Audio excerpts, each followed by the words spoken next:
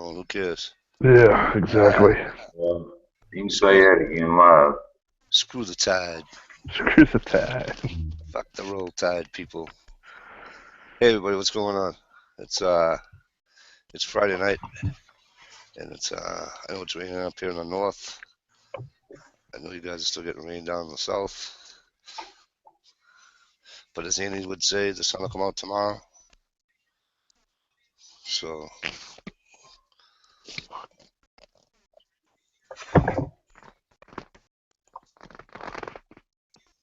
alright, that was me. Okay, so tonight so far we have Mr. Blue 823. Howdy. Howdy. We have Mr. Todd Mitch. And of course, Mr. Ohio Wolverine. Hey, y'all. So let's see who's here tonight. If I can see through my glasses. Looks like Todd Mitch was the first man here. Blue 823. Fuzz48, what's going on, brother? J. Greg Campbell. Frankie, good seeing you. Gerald B. How are you, sir? Stan Ulch. How are you, pal? Stan says get the lead out. I'm trying. Who else do we see? The Saint was marching in. How are you, Saint?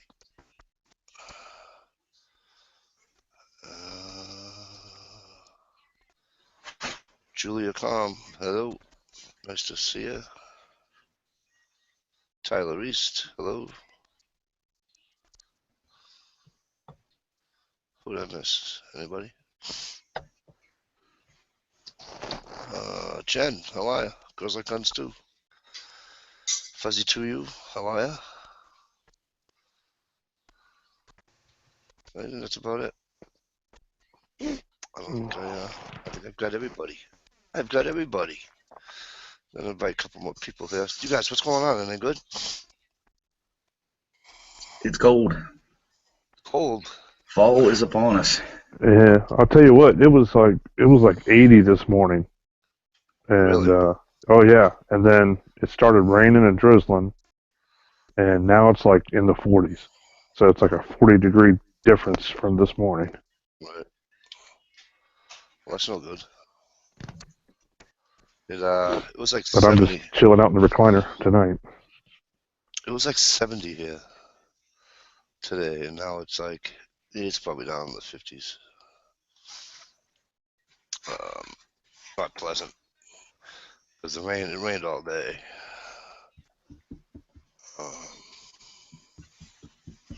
So that made it unbearable. You know, trying to type and talk at the same time, and I can't seem to be able to do it.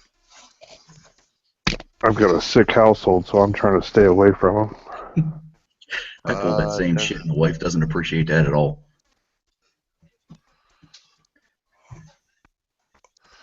I had that beginning of the week. Well, you know, I was on Wednesday night with you. Yeah. So you know, that sucks. For them. Well, yeah, but you'll get it. Don't you worry. I think I've already had it. Well, hopefully you'll get it again. Well, fuck you, Mike. I'll probably get the flu since I got my flu shot. Oh my god, I got a flu shot. Hey.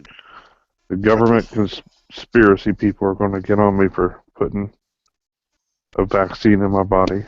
Right. Hey, Prepping to Endure, how are you? Good to see you. Thank you for coming in.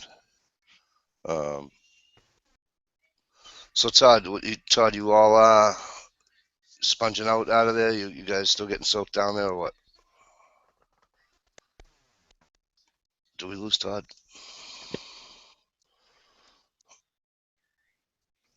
Yeah, I think we lost Todd. Where'd he go? Alright, so Todd's gone. Wait a minute. Hey, I got a question for you guys. Shoot. Posted it on G Plus probably about an hour ago.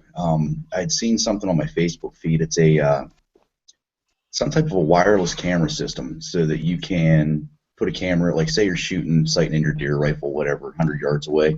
You can set the camera right down by where your target is, and you set a monitor from the bench or wherever you're sighting in, so you don't have to use binoculars and think you see where you're hitting. You have the picture real clear right in front of you. My question is there any way, if you're out at a gun range where there's no Wi-Fi, to connect your laptop to view through your cell phone camera? Anybody have any ideas on that? Ooh, that's a pretty goddamn good question. It'd be pretty sweet if you could. Yeah, it would be. Well, you know, there's got to be some type of, maybe an app or some type of, like a baby monitoring system or something, because, you know, they don't run off Wi-Fi. Right. Huh. Just like a remote camera. Well, don't they have that hotspot thing you can get? Yeah, but that you would have to have your phone close enough to your laptop for that to hit. And I think that'd probably be stretching it. And that same thing for what the hell's that called whenever you sync your phone? I got an answer for you. 3 people out in the chat room just said Bluetooth. Prepping to endorse, Stan, Gerald, they're all saying Bluetooth works. I have to look into that. I have no. When it comes to technology, man, it's like. Yeah, I'm lucky I can. Dude, you're lucky I can, like, get a chat going, for Christ's sake. You know? Hey, Saint, what's going on, kid? Hey, Mikey. Thanks so much for inviting me in today. Hey, no problem. Look, I trim my nose here. It's just for you. Oh, you caught that one. Of course, I catch everything. Hey, I like the glasses. Oh, I'm not used to you wearing those. Well, it's my cheese. I broke my other pair. So I had to go and splurge at the dollar store and buy a pair of... No, they look cool. But hey, I don't need to have a second window open. I can see what everyone's typing in your glasses. Right. Well, that's the thing. You got to be careful when you're wearing glasses. People on the chat can see when you're looking at porn. I'll have to wear them like Santa Claus. There you go. Oh, having fun, Mike. Thanks again for having me on. Hey, no problem. And welcome, Blue, Ohio, Todd. Hey, guys. Do you know any other way? Hey, Tia. Do you know any other way that that Blue can... Blue, you want to explain it to Saint? Yeah, basically what I'm trying to do is with a smartphone, set, like, whenever I'm out,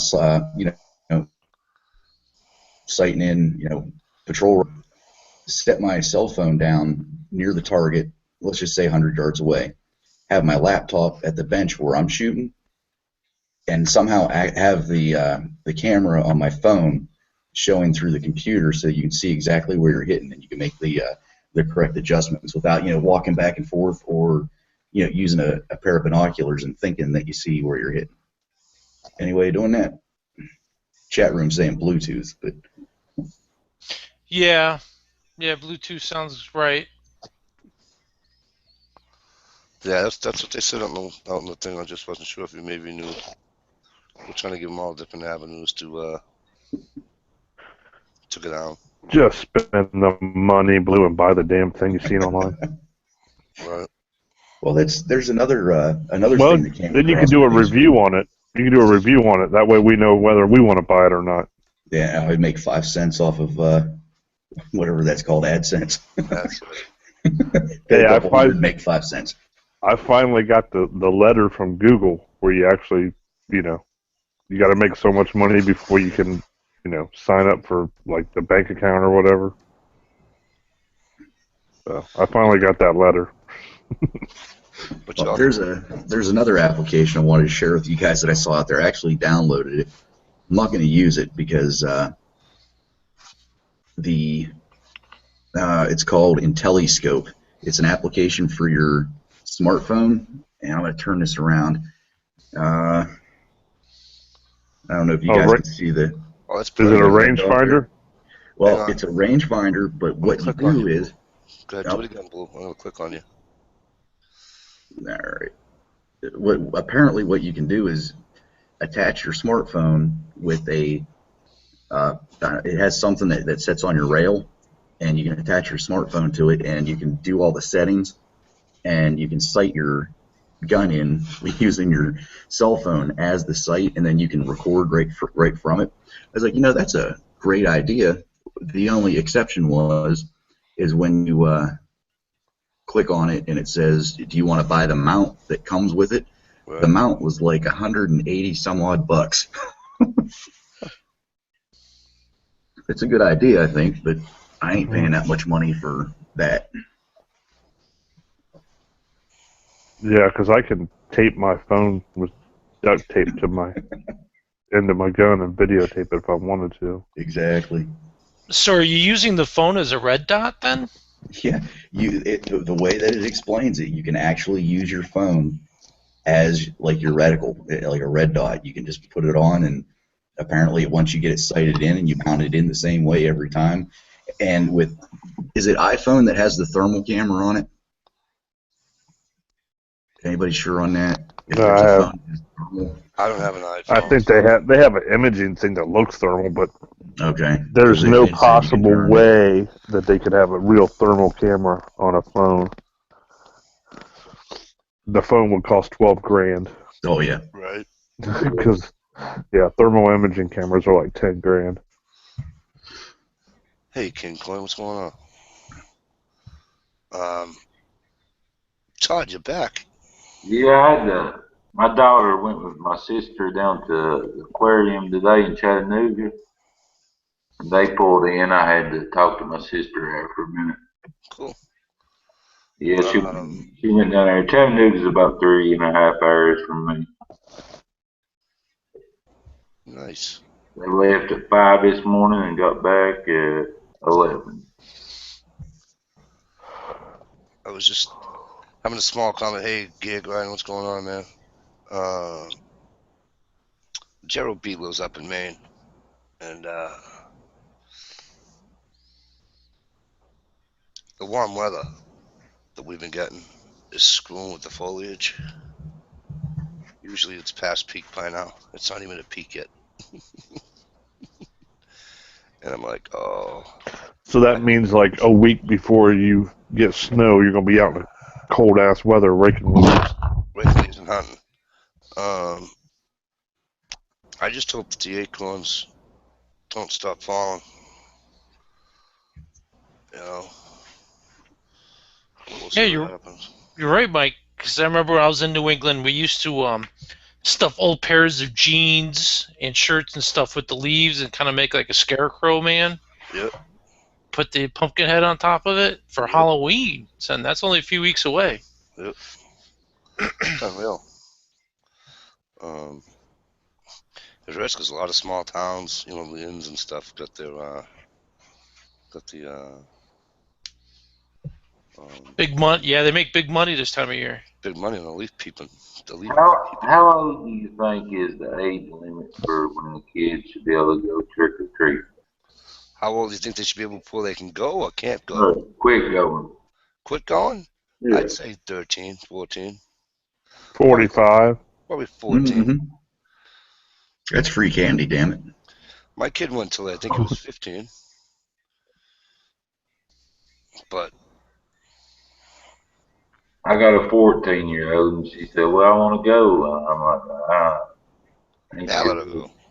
Let her go, you reckon?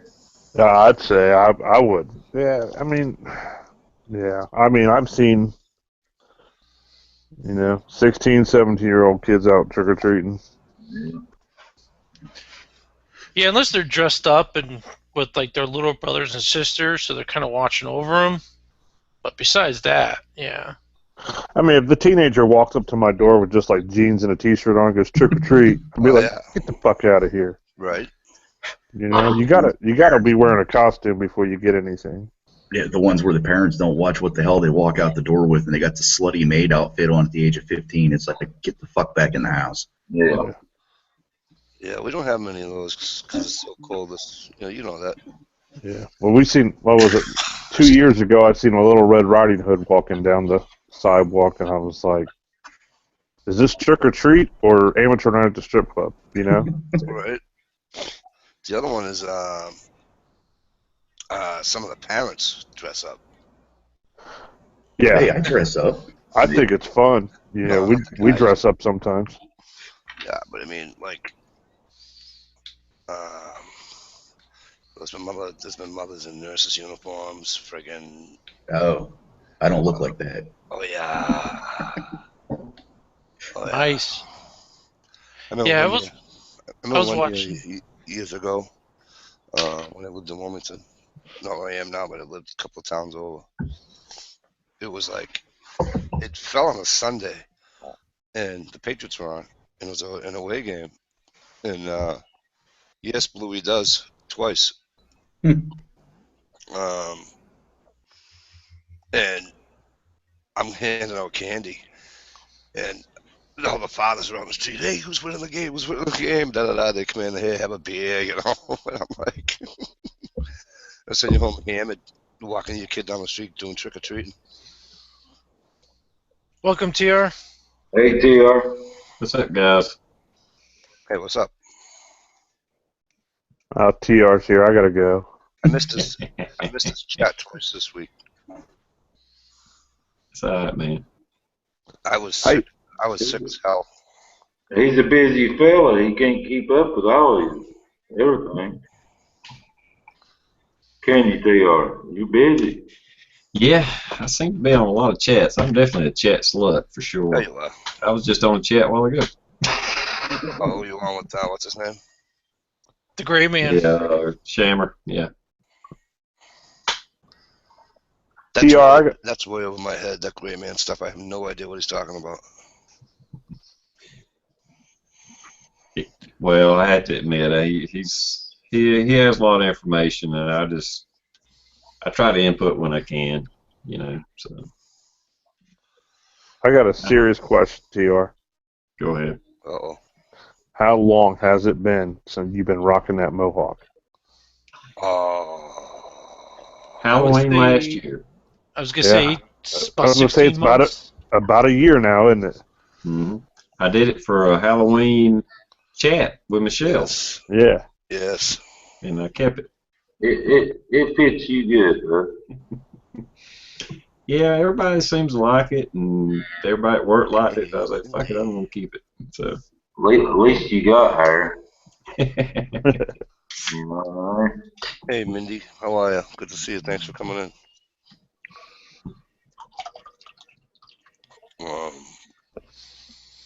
So, do you got any Halloween stories, TR?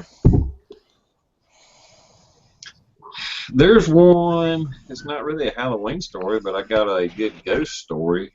Well, I probably got a few, but there's a street, and I can't speak for this personally. I've just been told by a coworker, and I believe him.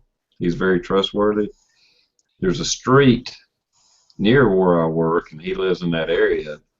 And he said he has done this several times. There's a bridge down at the bottom of the hill, and years ago, some young people got killed in a car wreck or something like that. And he said they literally cleaned the trunk of their car off because this is what people told them to do. Put like baby powder on it, and if you go down and park on that bridge, your car will start going uphill, and I don't know how long or whatever, but it'll go a little ways and it stops or whatever. And he said then he went on home or whatever, and there was actually handprints on the back of the car. He said he's done it like 5 freaking times, and it's the same result every time. Hey, TR. Mm-hmm. I'm gonna do a shammer here. I'm gonna get real close to my mic as I talk to you, but Wow. yeah, that was a good one though, wasn't it? You know, I liked it.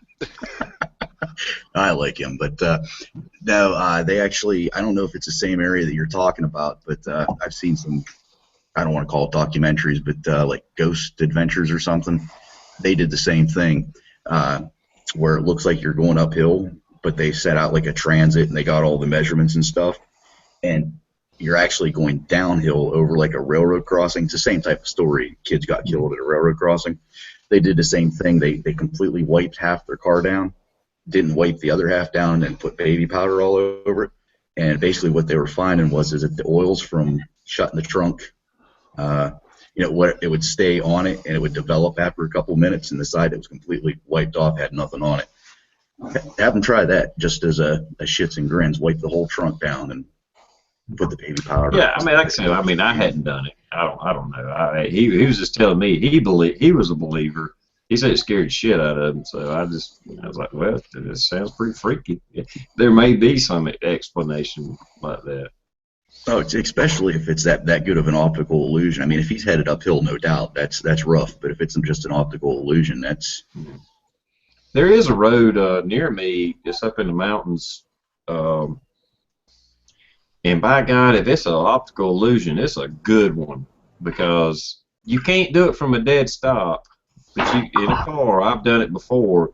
If you're only doing just a couple of miles an hour, like you put your car in neutral and you just slow down almost to a stop, you'll just creep all the way up this hill. They've even done news stories on it. It's not really a ghost story or anything, but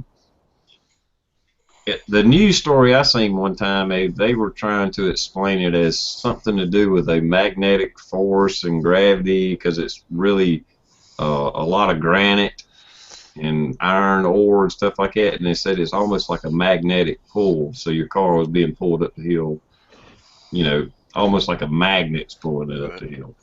But and that made sense, Yeah, I put baby powder on my back tail light one time, and a cop's fingerprint appeared. Does anyone ever? You guys pay attention to those cop videos? Every time they walk up, they always touch the back window or the back of the car. Yeah, that's what I'm making the joke of. Yeah. That's to shut the trunk. Hey, anybody know why they actually do that? Yeah, that's just to make sure there's nobody in the trunk and I come out and shoot. Does anybody want to know why they actually do that? Well, let me see if I know. So, all right. In case you shoot the officer, and they track the car down, they'll have the fingerprints of the officer. That's it. Yep. Makes sense. It's almost not fair for me to answer that question now. Right. You cheated. There's a beach. There's a beach in Plymouth, Mass. Technically, it's Manomet, but we'll call it Plymouth, Mass. And it's called the White Horse Beach. And legend has it, this girl, I don't know how it goes. I don't know, something happened with her and the boyfriend, whatever, yada yada yada, or he died or whatever. Something happened. Anyways, she committed suicide, and what she did was she rode her white horse into the ocean and drowned. And on the night of the anniversary of her death, they say in a clear night, you'll see a figurine of her on the ocean. So. Well, I've had enough creepy shit happen over the years of my life that I believe in ghosts. I believe in the afterlife of some sort, whatever. I mean, I'm not saying I'm a freak about it, but I've had a few things happen, and enough to make me like, yeah, there is some kind of afterlife. Oh, absolutely. Yeah, I've definitely witnessed stuff like that I can't explain, or how your eyes play tricks on you. I mean, Yeah, me too. we've all been sitting in the woods waiting for a deer to walk by, and you think you see something like a deer, and then it's not a deer. It's just a leaf blowing or something. But man, your eyes will play tricks on you, especially at night. Yeah, I saw something really weird when I was a little kid. It must have been a meteor or something, but it looked really freaky and scared the heck out of me. I couldn't explain it. Yeah, that's weird. You can't explain something. Freak you out. I've had more things that have, whether it be noises in the woods, whether it be a cold feeling I get, like goosebumps the size of nickels on my arms. It's so like, whoa, But yeah, it's some freaky shit. So I got a threefer for you. It's kind of cliche because it starts out it was Halloween night. It was Halloween night. I was working and partnered up with somebody. And the area we cover, we have an old poor farm, which back in the day, if you didn't pay your taxes or what have you, they shipped you off to the poor farm. Well, at the back of this poor farm, there's not many people that know about it, but there's an old ass cemetery that's not marked. There's hardly any like sticks, stones, anything that shows it as a cemetery. But part of our night started off where we had to go check that out to make sure there was no kids, doing stupid shit. And to get there, you drive by the building that the poor farm used to be in. It's still standing, and you literally have to drive between two cornfields up a hill, and then cut woods a little bit, and then it opens up, and there's just a big wide open space where the cemetery is. So we pulled up, and it's I don't know, it's only about 2 feet high now, but where the old stone wall used to be. Mm-hmm. So we nosed the cruiser up to it and turn the spotlights on. We're looking around, we don't see anything. And I think, well, nothing out here. So I put it in reverse. Sure shit, zzz, fucking car just starts spinning. Damn it! So I put it in drive, and I was able to go forward. Put it back in reverse because I don't want to drive in a cemetery. I mean, it's just out of respect and everything else. So back it up, try to back it up, spins. Go forward a little bit, no problem. Back up, spins. God damn it! So I knew I had to drive into the cemetery. So I was like, whoever's in here, I don't mean any disrespect, but I'm not calling a tow truck. So I have to pull in. So I pulled into the cemetery just as far as I had to, backed up, put it in drive, and as I said, before I hit the gas to move, I was like, again, guys, I'm sorry, I meant no disrespect. And me and my partner both felt it on the bottom of our feet. There were 4 boom, boom, boom on the bottom of the fucking car. You talk about pulling out of there as fast as you could fucking, I mean, we were blazing through this cornfield, and it scared the shit out of me. So that was the first thing that happened. And then about half hour later, we get a call in our area, and it's an old lady. We've been called to her house many times. She always says that there's somebody outside of her window knocking on the windows. So we get up there, and I go around to one side of the house. Partner goes around, the other side, and we meet in the back, and then we go into the woods a little bit to see if we can find anybody screwing around with this old lady. Of course, we don't find anything, so we go to the front door. He knocks on the door, and he's talking to her, and she's like pointing to where this person was, shining this light at her, standing at her window. And it was nicely mulched. She had like bushes, and there was nice mulch. It was thick. So I'm standing with a flashlight looking for, footprints, whatever I could find. And she's like, I don't know what you guys are looking for. She's like, the guy or the person does what he does every time. He comes up, and he just keeps tapping on my window till I get closer and closer. And as I get to the window and look out, there's a bright flash of light. He disappears right in front of me. I looked at my partner. He looked at me. I was like, oh, shit, we're out of here. So that was ghost story number 2. So as we're leaving there, we go down onto a 4-lane highway, and anybody that lives in the woods know if an animal jumps out in front of you, the only thing you do, unfortunately, the animal's going to die. So we're, kind of making fun of this old lady, and, her making up all this, I don't want to say make it up, but saying that she's basically seeing a ghost. Sure as shit, we both call it a white wolf dog, right in the middle of the lane that I'm going in, just right there, right now. I fucking hit the brakes, swerved to the left. I mean, I went completely out of control on the 4-lane highway. Freaking the cruiser almost did a 180, right, almost facing back where this dog was, and it wasn't there. And I was like, you know what? I'm done. I'm going back to the fucking station. Oh, yeah?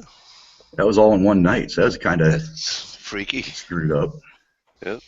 I tell you, for a little while, I thought I got kind of worried that when I moved into this home here, it was a couple years after I moved in here, but anyway, I'd get up every morning, and when I went into the kitchen, every one of the fucking kitchen cabinets was open. Oh, shit. And that started freaking me out. I was like, what the fuck is this over fucking Indian burial ground? What the hell is going on? And I finally figured it out.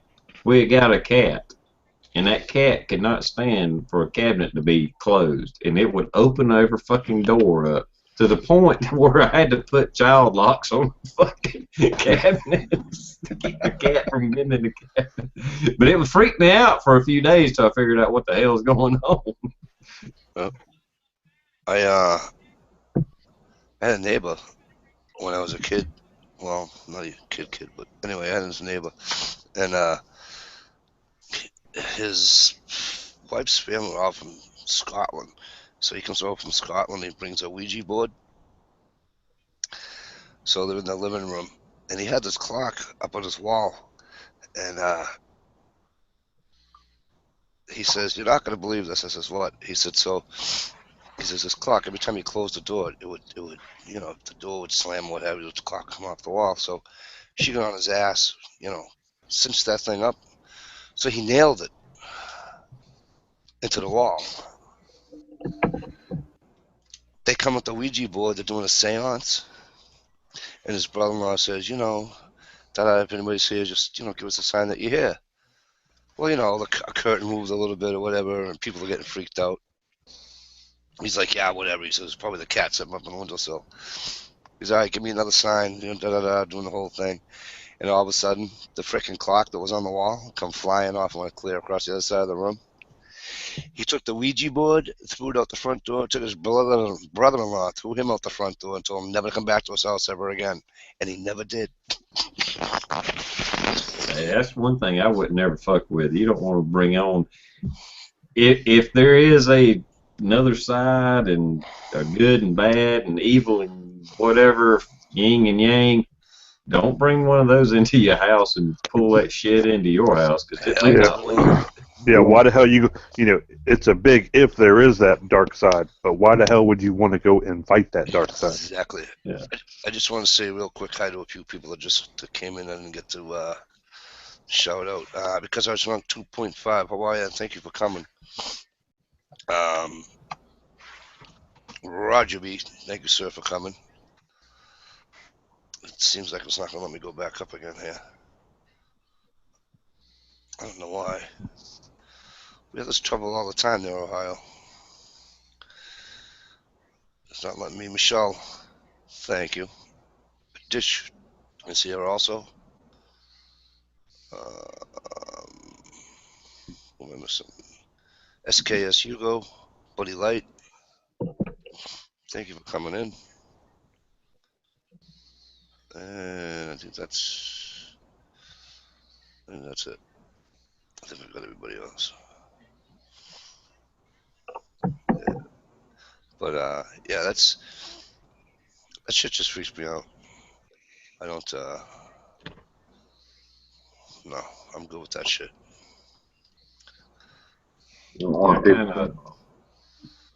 It's kind of weird when you talk to some people and they don't believe in ghosts and stuff. And well, I mean, and when I say that, I mean people that are somewhat religious. And it's like, well, you believe in the afterlife, you believe you go somewhere, but you don't believe in, other. I mean, because if you believe in the afterlife, you believe in the afterlife. And we don't know what the afterlife is. They may be stages. They may be. Who knows what it is? If there's good, there's bad. Hell, maybe it's demons when you're seeing ghosts and shit. So if you believe in the afterlife, you believe in heaven and hell, why aren't you believing in freaking ghosts? Well, that's exactly what my kid was about 9 or 10 or whatever. And now they're all teasing him because he said he believes in ghosts. All his cousins and everybody are teasing. And he comes back to the trailer. We're up north. Tears. I says, "Oh, relax there, kid." I says, "What's the problem?" "Oh, I told them I believe in ghosts and they're making fun of me." I says, "Jake, that's too easy." He says, "What?" He goes, "Go ask each and every one of them if they believe in God." And each and every one of them are going to say yes because each and every one of them go to CCD. And I goes, "Now ask him last time you saw him." Yeah, no kidding. Right? So he goes and he says it, right? My kid brother is pissing himself laughing. He goes, so he come down the hill all proud of himself, and I goes, "Hey, they're kids." I says, but there's a great point though that T.I. brings up. It's like people that say they don't believe in ghosts, but yet they're going to church on Sunday, Saturday, whenever they go, or maybe they're not going to church, maybe they're you know, whether they're spiritual or going to church, whatever their thing is, but you gotta. I mean, it's, Yeah, but that's also their religion. Their religion says that ghosts don't exist, even though they believe in the Son, the Father, the Holy Ghost, and that Jesus was resurrected and all that. Oh, wait. Did you just say Holy Ghost? yeah, Hmm. The Father, the Son, and the Holy Spirit. but Yeah, that's they how believe in all that, but not human ghosts. that's how my father grew up when he was going to church. That's what it was the Father, Son, and the Holy Ghost. But that was I just before, think it's. I that was just think before it's. the Buddy Holly song. Yeah, I just think it's hypocritical when you talk to somebody like that. And I can't tell you that ghosts exist or demons or anything like that. But I think there's enough unknown that you can't discount it. You know, But you- especially if you're a believer in the afterlife. It's like, well, I mean, well, maybe it's freaking demons. You the believe in the worst devil. thing, the worst thing that could ever happen for people to believe in ghosts are these damn ghost hunter TV shows where they go, huh, "What was that? Did you hear that?" You know, and the camera is, "What was that?" And they always turn the camera like, "Come on, guys, you got 50,000 cameras." They hire a NASCAR cameraman that never get the wreck. You know. Well, it's like easy how you say that stuff there. Ohio. Oh, Ohio. By the way, people are saying hi to you, and I know you can't say hi back. So say hi to everybody out in the chat room, will you? Oh, hello, everybody out there in the chat room. Be careful what you say about them ghost chasers, because you know I'm Michelle and Dish are ghost chasers, so they'll be all over your shit. I did that. I did it for like 5 years. About 5 years ago. Truth I free. got more freaking cameras and K2 detectors, EMF detectors, infrared shit. Oh, Shell's got that. I think I don't know if she's got the infrared thing, but I know she's got something, some one of those. I don't know what they're called, so I'm not gonna even try to.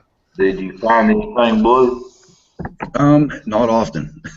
There was a couple places that we went that it was almost every time it produced, but yeah, it's just there was something about it whenever you could set one of these meters down on the ground and nobody touched it, and you know, it's for no, and you damn near had a full conversation with something you didn't see. I mean, it was. Right. I believe that there's something out there. It's just. If you watch that stuff, they're always hunting in like 150-year-old houses, and 100-some-year-old houses. Houses that old are going to squeak and they're going to make noises. And, Well, hell, a new house makes a I lot don't know. of noise. I see that. It's in old houses and stuff like that where Truth Freeze, first of all, how are you? Thank you for coming in. Second of all, Truth Freeze says, Ouija board, steer clear. I had one of those, whacked my head before I went to use it and had a seizure, etc. I went to use it and had a seizure. M.I. Timberwolkie, how are you? And M.I. Timberwolkie says, legend has it, every year on the eve of October 31st, as the cold fronts of fall bring swirling leaves in the chilling wind, as the last minutes of daylight fade to darkness, a monster buck gets tagged. Right on, brother.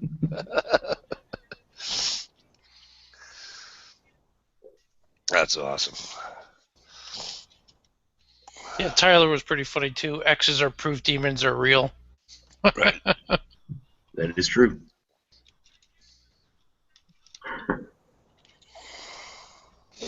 We got not too far from where I used to live was the Mansfield Reformatory.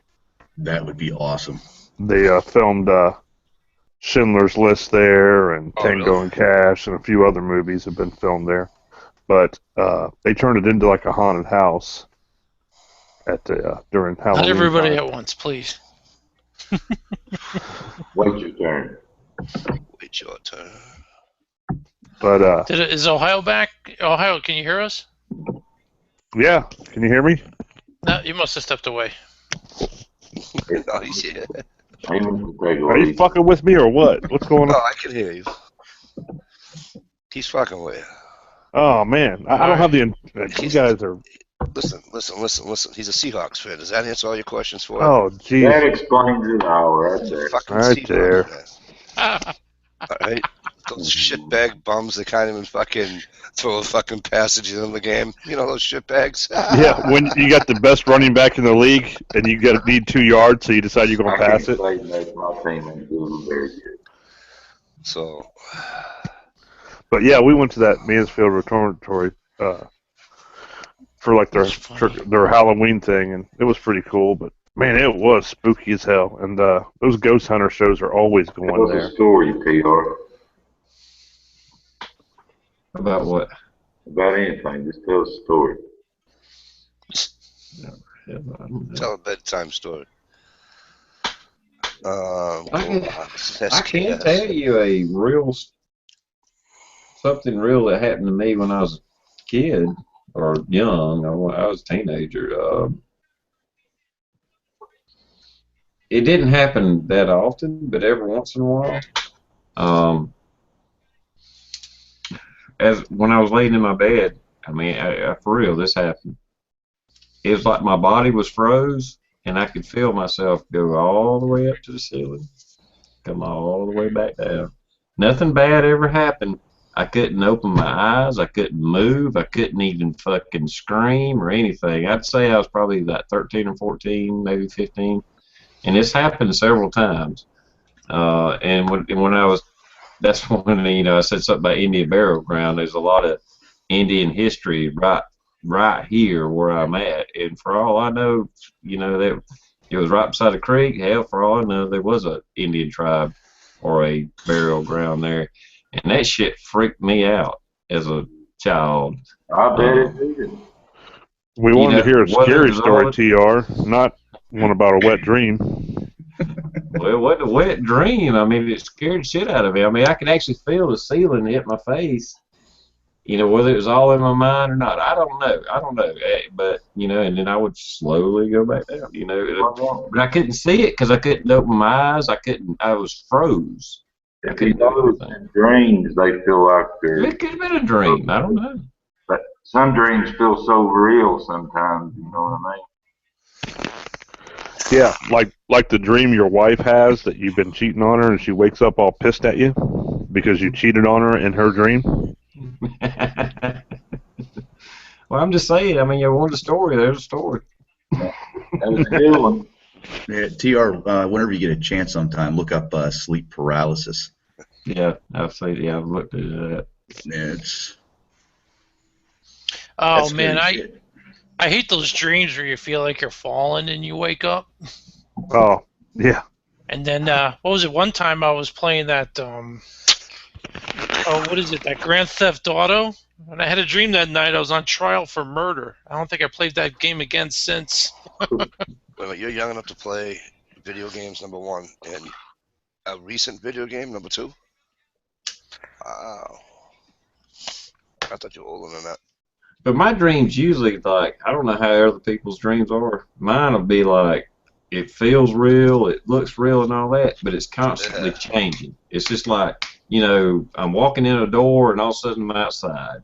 I'm outside, I climb a tree and then I'm in a building. But when that happened when I was younger, that seemed to last for minutes. And it was not a normal dream. It was really weird. I mean, it was enough to freak me out. I don't know. I ain't saying it happened. I'm just saying that's what the sensation I had. So. TR, did you bust your pinky finger? Yeah, I broke it today. Oh, nice. Man. How'd you wind up doing that? I was working on some machinery. I was at work. See how blue it is and purple? Oh, damn.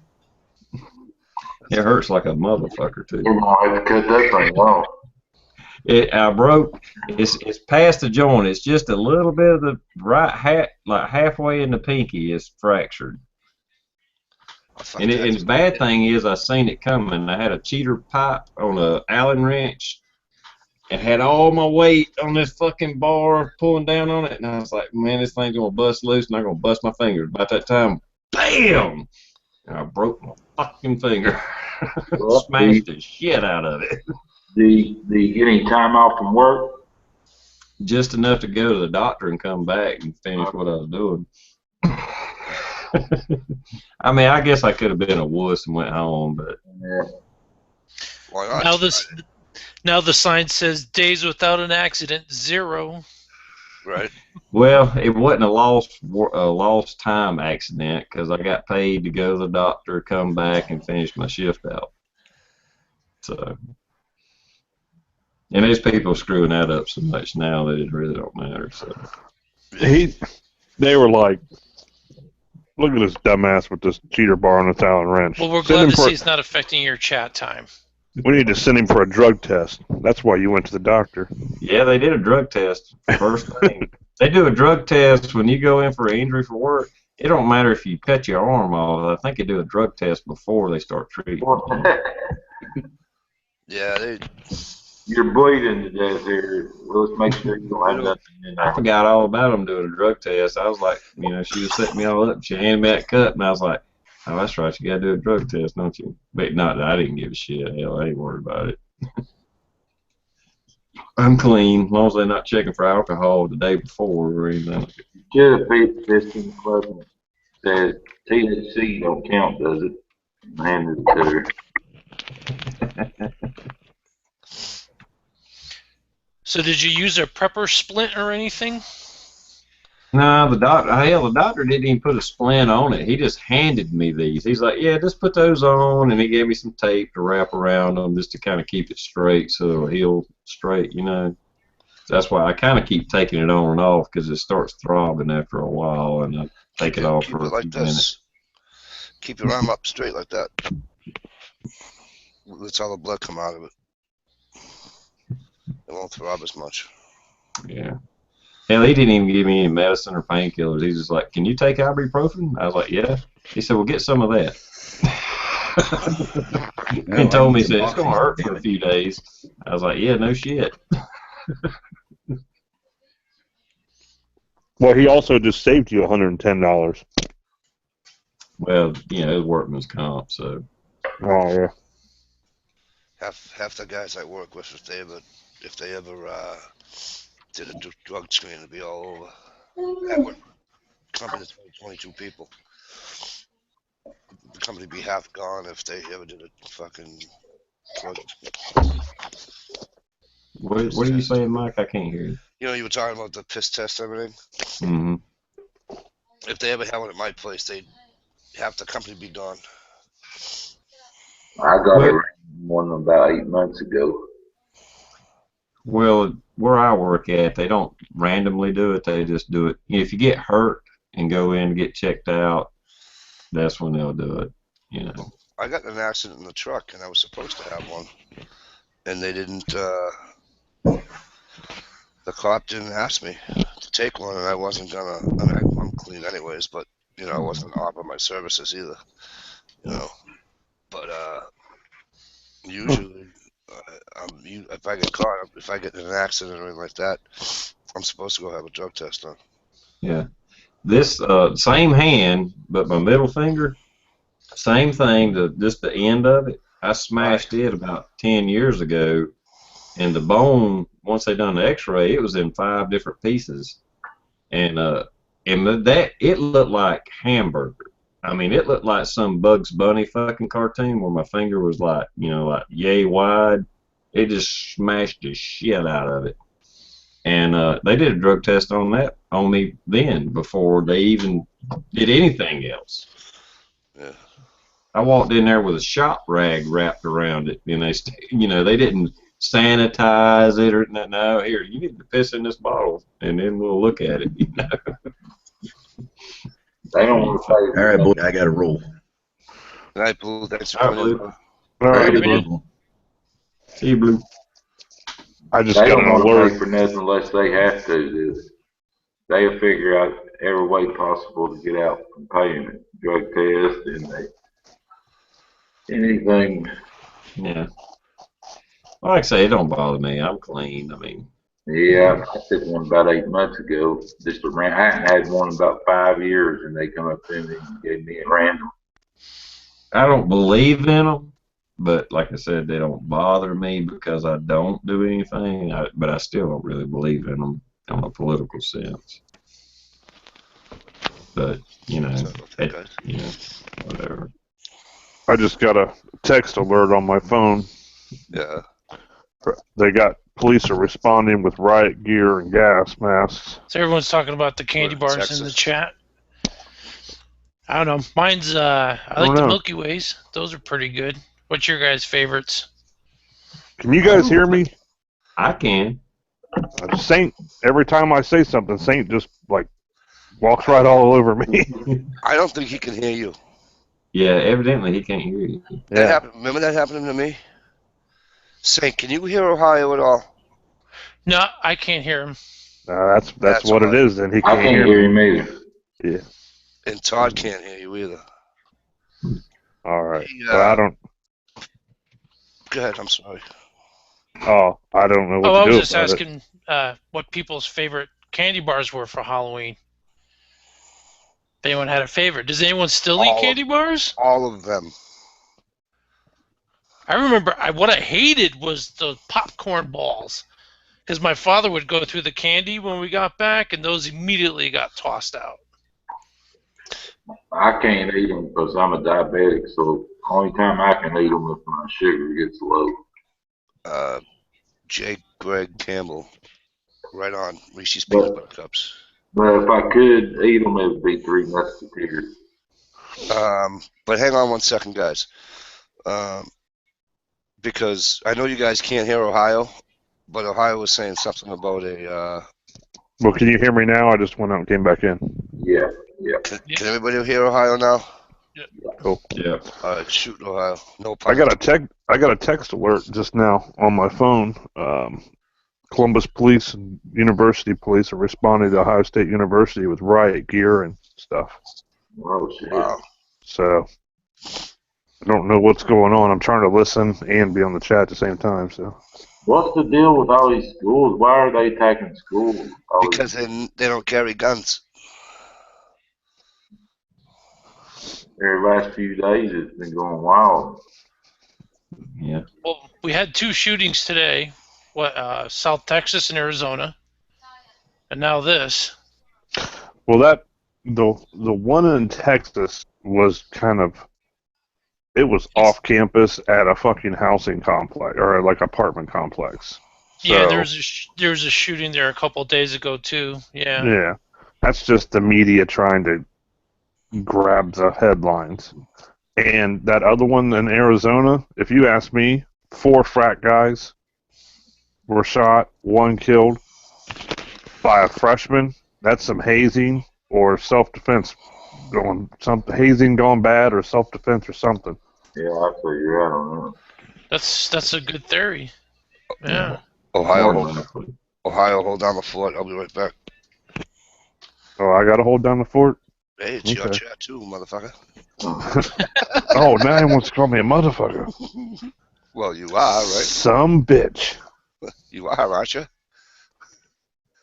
Yeah, I think a lot of these things they try to blow up into something other than it is, and then run with it. Hell, I'm sure you guys are seeing where CNN was trying to make that shooting with the British kid that was over here and the Oregon thing, and they actually made him look white and was trying to say he was a white supremacist and shit, you know. But Oh, yeah, MSNBC got in trouble for that, didn't they? yeah. They like photoshopped his picture, made him like light-skinned and white. Yeah.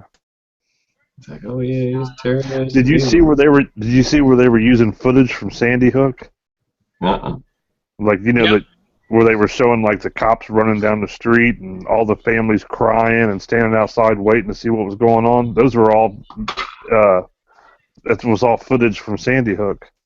Damn.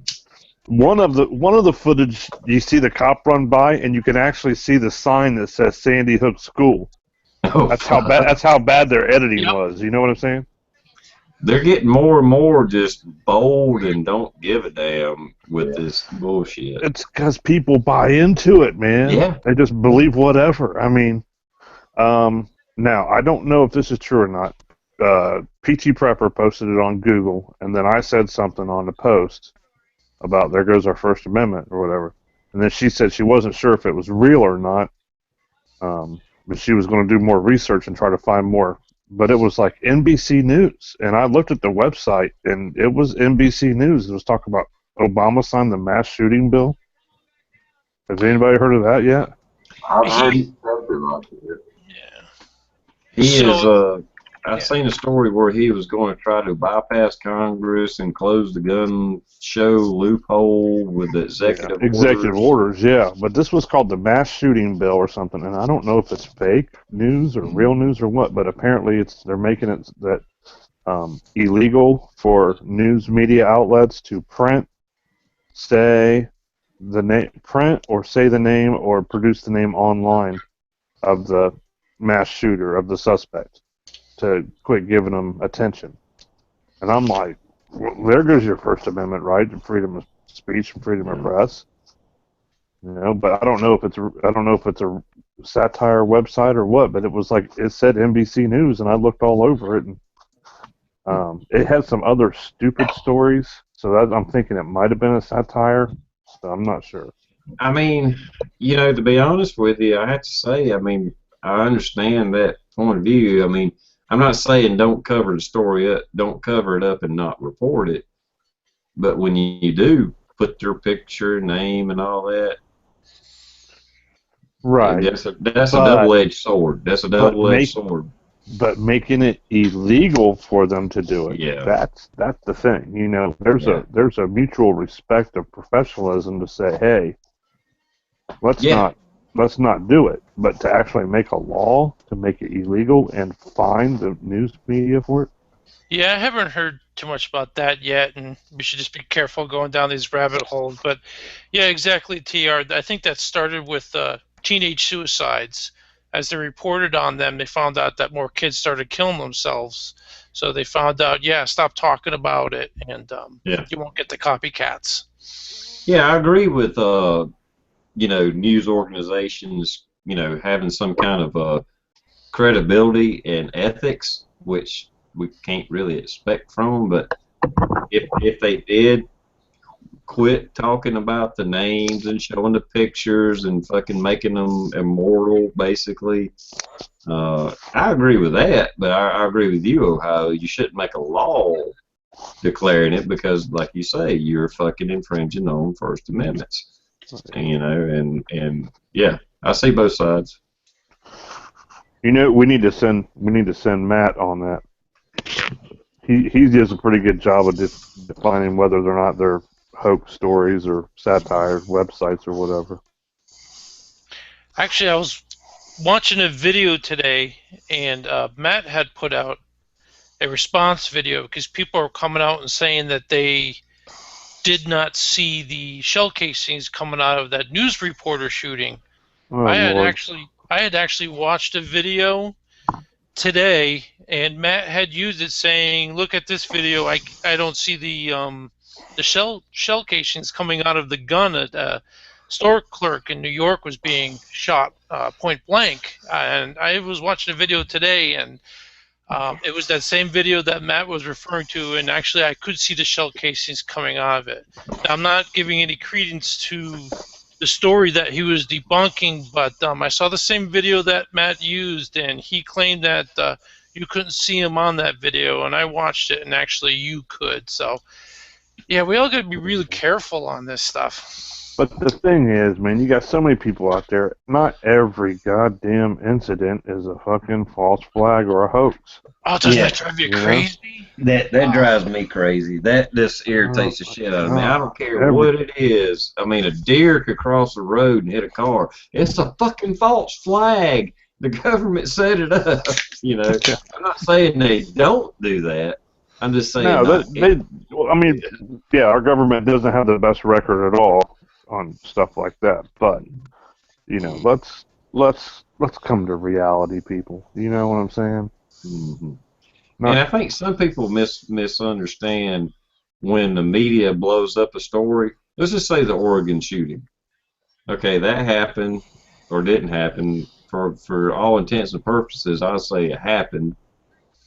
Just because they blow it up and use it as a propaganda tool doesn't mean it's a false flag. Well, it's just like when they say, like, when with Sandy Hook, they're like, well, they didn't know how many kids were dead at first, and then they didn't know the name, and then they arrested somebody else in the woods, and all that.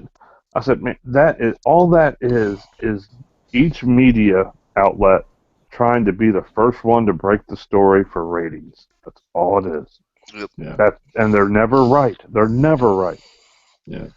I will have to say the Sandy Hook thing is a weird situation, and the way it was handled and all, that I'm a little suspicious of it.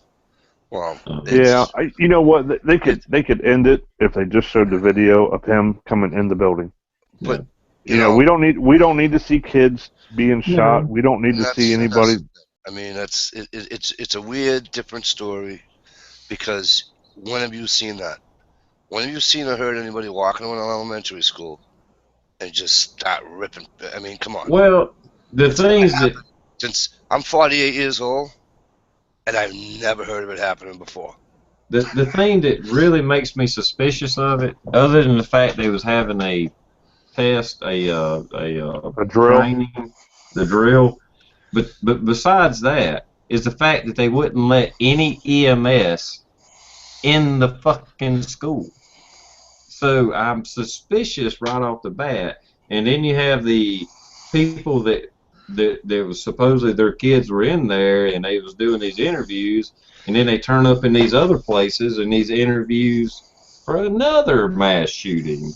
And I mean, there was just too much. That I'm not saying it didn't happen.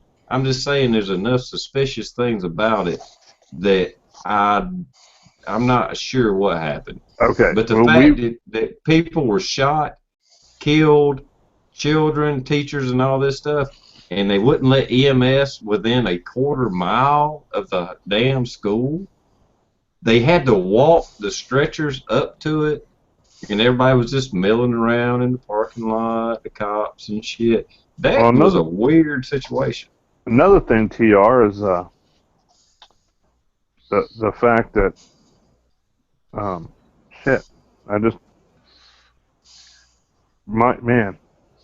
mind just went blank. Oh, I'm sorry, I was running my mouth. Well, no, I had it right there, and just bam. You're getting old. Oh no, I am getting old. The fact that is Columbine, we got video from Columbine. The Navy Yard shooter, we got video. We got video from just about every, and they put it right on the news too. They show it. You know, here's the suspect that when he came in the building, look, you can see he's carrying a gun and all this. From just about every mass shooting, we have video evidence of the person who perpetrated it. We don't see him shooting people. We don't see him doing anything like that. They just show him coming to the building or whatever, but not at Sandy Hook. Yeah, even the Charleston shooting here the other day, they got a picture of him entering the church. Yeah. You know? I mean, I'm not, and people are calling that a false flag. You know, okay, well, he did enter the church. They were witnesses. He was, you know, he didn't shoot everybody that was in there. People seen him. They pointed him out. But the Sandy Hook thing, it's like there's no fucking witnesses, no fucking footage.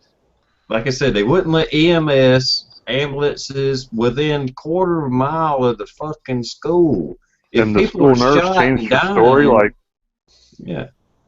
If people are shot and dying, you can't tell me that everybody that's shot, that some cop walked in there and said, oh, yeah, they're dead, and we don't need EMS in here to try to resuscitate anybody. You know, that's what they done. So it's like it's very suspicious. I'm not saying it didn't happen, but I don't really, that one I can say, you know what, there's some fishy shit went down there. And just like 9/11, then they took bulldozers and they fucking bulldozed the fucking school down. No evidence. Well, you knew that was going to happen anyway. But it is. That school could have been 6 months old, brand new, 6 months old, and they were still going to bulldoze that fucker down. I mean, that's just. Well, I mean, you know. Who would want to go back in that? Who was going to go back in that building? Come on. Nobody was going back in that building. No teacher, no student. I don't know about that. I mean, what's going to happen? You go to church and go to hospitals. People die in hospitals all the time. But you go to church and hospitals. Who's dying? Mainly, who's dying? Old people, not 8-year-olds, But 9-year-olds, I'm 10-year-olds. making You know what I'm saying? I'm making Ohio's argument. There's no evidence that's been brought to us. I understand that. Like I said, they wouldn't let EMS in. They wouldn't let EMT workers in. It's a very weird situation. That whole situation with the Sandy Hook, it could have just been a botched fucking event that happened, and the police and fire department and everybody fucked it up, or it could be something suspicious went on. I'm Yeah, just saying that one I'm cautious about saying one way or the other. yeah, definitely some funky stuff went down. But keep in mind, I think the reason why they're being so quiet and kept a lot of things away from us is because little kids were involved. Yeah. What? And they were. Well, I'm not even gonna get off on my conspiracy shit. Never mind. That'd be good. But when you see people, they were pictures of the kids that died at Sandy Hook. Months later, we're at the fucking White House. I mean, come on. Or the one Noah kid. His picture was on the one of the victims of the bombings in Palestine. Remember that? Hell, there's been so much, man. They all blend together. Well, when they said that the Israeli army shot up the Gaza Strip or whatever, they were showing all the damage that they've done, and they put up pictures of some of the Sandy Hook kids as the kids that got killed in Palestine. Truthfully says it the best. He says we are fucked because of the lies, and like 9/11, we will pay for the lies we believe. Mm-hmm. So, well, that's the problem. Our government lies to us so much that you just have to automatically go into defense mode anytime they're telling you something. And I understand that when everybody hollers false flag when everything happens, I think you have to use a little bit of reasoning. And like I said, as much as I'm a conspiracy theorist, I don't believe everything that happens is a fucking false flag. I think the media exploits it. I believe in that. I mean, that's pretty fucking obvious. But I mean, I understand what you're saying. I don't think that everything's a false flag, and I certainly don't think everything's a conspiracy either. Mm-hmm. Me either. Because if you do that, that's just like, I don't know. It'd be like you don't believe in anything anymore, But I do think it happens. That's my absolutely. Point. Yeah. Oh, I'm not bashing conspiracy theorists whatsoever, because I've said this 100 times. My biggest conspiracy theorist was JFK's assassination. Yeah. So yeah, I mean, I have no problem with it. It's just And I think I'm not trying to take over your chat, Mike. I just think we all have to take everything. You have to be intelligent about it, and do your research, look at it. Some things you can put over here on the shelf and say, you know what, I don't know about this one. It could go either way. I'm not really sure. There's some fishy shit. And then you look at another one, it's like, yeah, some bad shit happened. The fucking media exploited it. The fucking government exploited it. Just like Obama going, oh, I'm going to close the gun show loophole and blah, blah. Exploiting something that happened. Don't matter that, okay, the Oregon shooting happened. 9 people died. Our military blew up a fucking hospital in Afghanistan and killed 22 people. Well, that's just, we're looking into that. Don't worry about that, But 9 people died over here. Don't matter that, 8,000 people died in a fucking car wreck yesterday or last year. It's just crazy. And you just got to look at it all. Yeah, it's not juicy enough. That's what kills me about the media. Mm-hmm. They're supposed to be on our side, and they're not. They're on the side of the dollar bill, and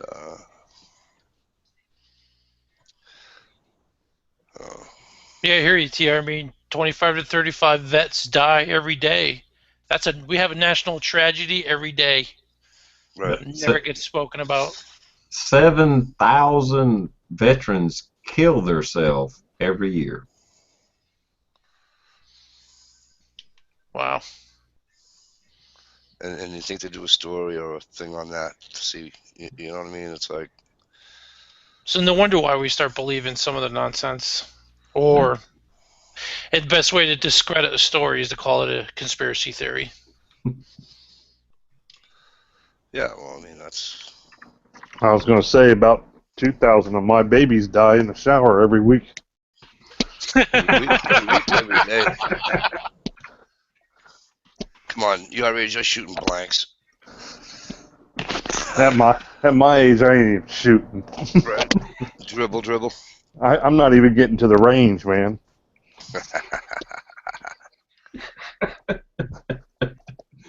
I'm sorry, I didn't mean to get real serious. My bad.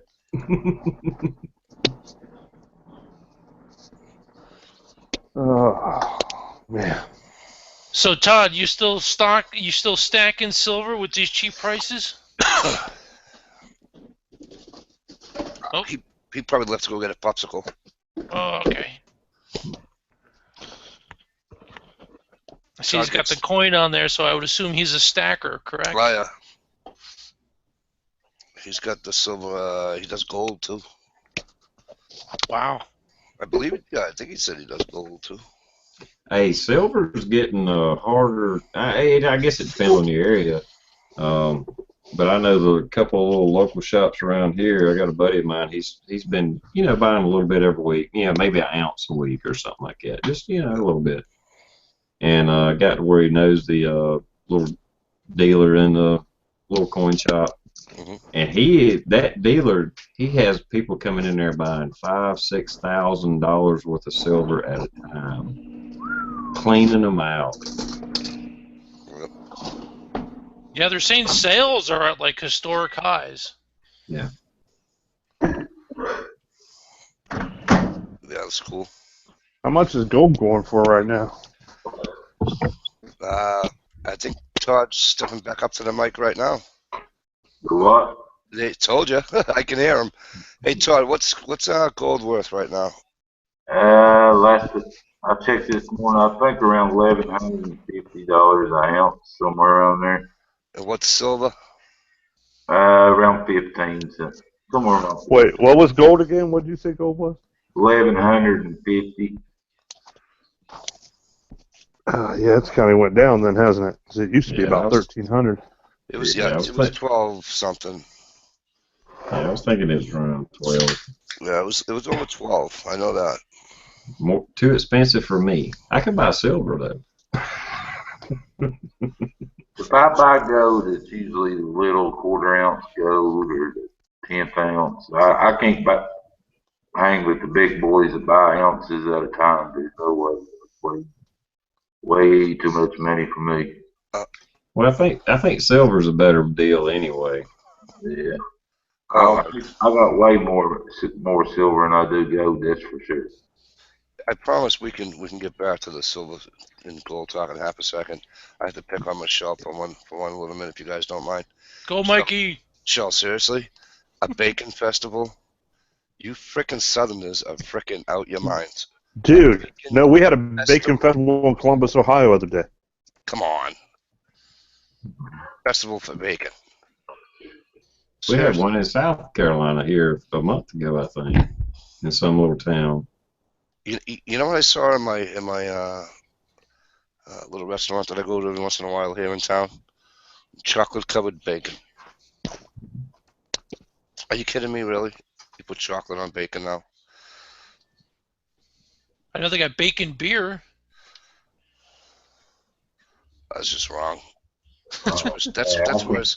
That's worse than that's worse than having fruit in your beer. Like these people that put the little dumbass lime in their Corona or. Whoa! See, Light, obviously, you are. Lime. That's like so like. You need to just drink your Sam Adams and shut the fuck up, there, Boston boy. That's so like being 15, 16-year-old teeny bopper. Look at me, I can drink bullshit. No grown-ass adult's gonna put fucking fruit in a beer. You do put lime in Corona. It makes it much better. Girls do that. Whatever. Girls drink Zima. wine coolers. If I was on Corona, I'd put a lime in it too, Mikey. No. Do you guys remember drinking that Zima bullshit? You guys ever? You guys? No, I wasn't gay. Yeah, exactly. That you were making my point. That's Zima. That's not even. I mean, I'm talking Mexican beer, man. It's Mexican shit. It's like a worm in tequila, It's lime Mexican. in the beer. I mean, it's just tradition. But who was telling me technically it's Italian the other night? Probably somebody's lying too. No, the Mexican was telling me the other night on Jimmy Time. Mario? Mario. Mosen. Yeah. The worm, and I think even the lime has a background into soaking up impurities. Is why that got started years ago. I don't remember the exact story, but the worm, and I think even the lime in a tequila, in a Corona, has something to do with some tradition of soaking up impurities, and it just kind of carried on, Yeah. if I'm not mistaken. I was never a tequila drinker. I love tequila. Just give me a Budweiser and call it a day. I'd have to get warmed up, drink a little bit of beer before I hit the tequila. Yeah, just see this empty bottle of tequila here. That's just like wake up with You gotta get the mid to upper shelf. Don't get the bottom shelf tequila. You gotta get the mid, and not Jose Quaver, however it's pronounced. That shit sucks. You gotta get above that. Get some Cabo Wabo. Mm-hmm. Nah, I can't do it. This stuff is pretty good. I know it's probably Americanized, whatever, but After you drink 2 or 3 shots, you think it won't be as bad though, Mikey. Big shots. Take you about 2 or 3 big shots, and it'll start tasting better as you go along here. No, I'm good. Has anybody ever ate the worm out of tequila? I have. I try to use There's enough alcohol soaked up in that worm to get you drunk by itself. Yep. I tried to use it for bait one day.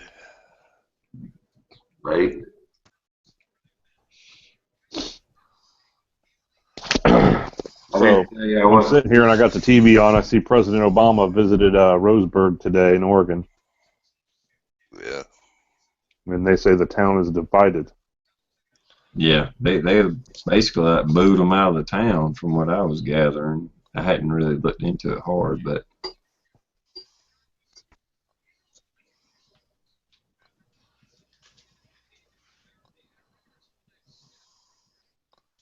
Yeah, here's the Texas University shooting. Wasn't even near the university.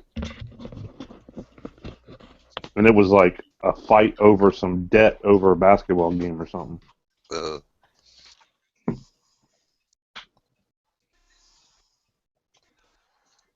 That's just fucking stupid. They're not plastering it all over the damn news like every 30 seconds like they did that Oregon shooting or Sandy Hook.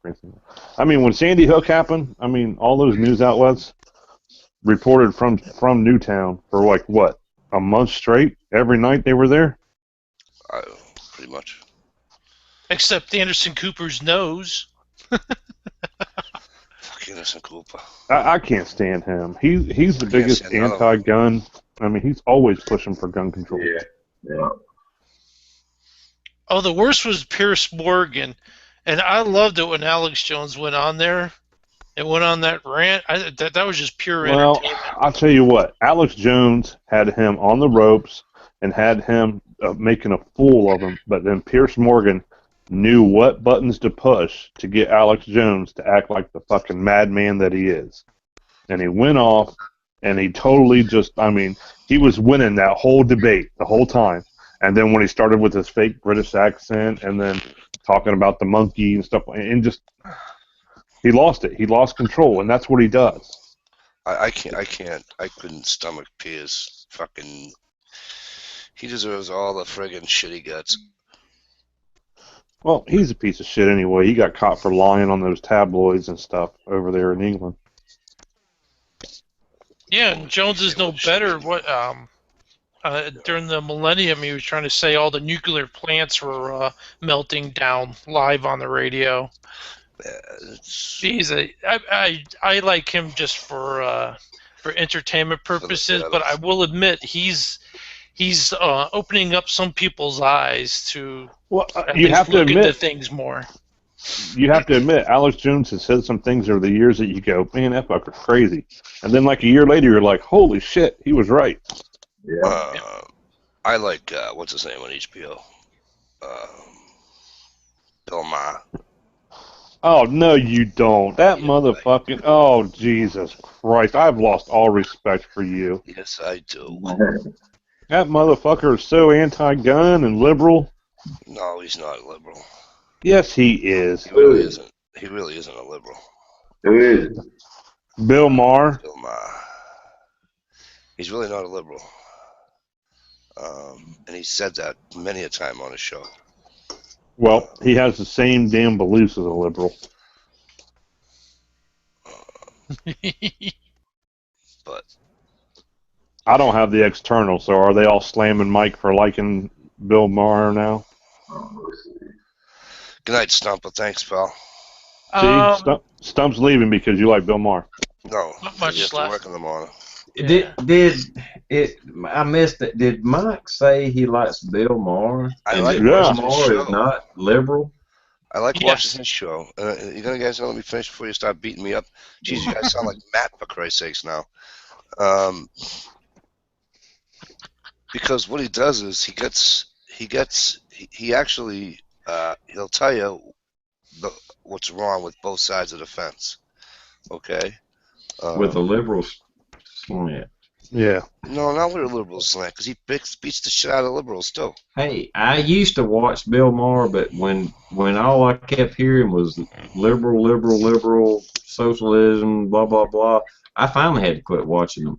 But I agree with you. I understand what you're saying as far as he was entertaining to watch. Well, he certainly is entertaining to watch. But he is definitely a fucking liberal. I don't see. He's even said he's not a liberal. He is one of those atheist motherfuckers. So, you know.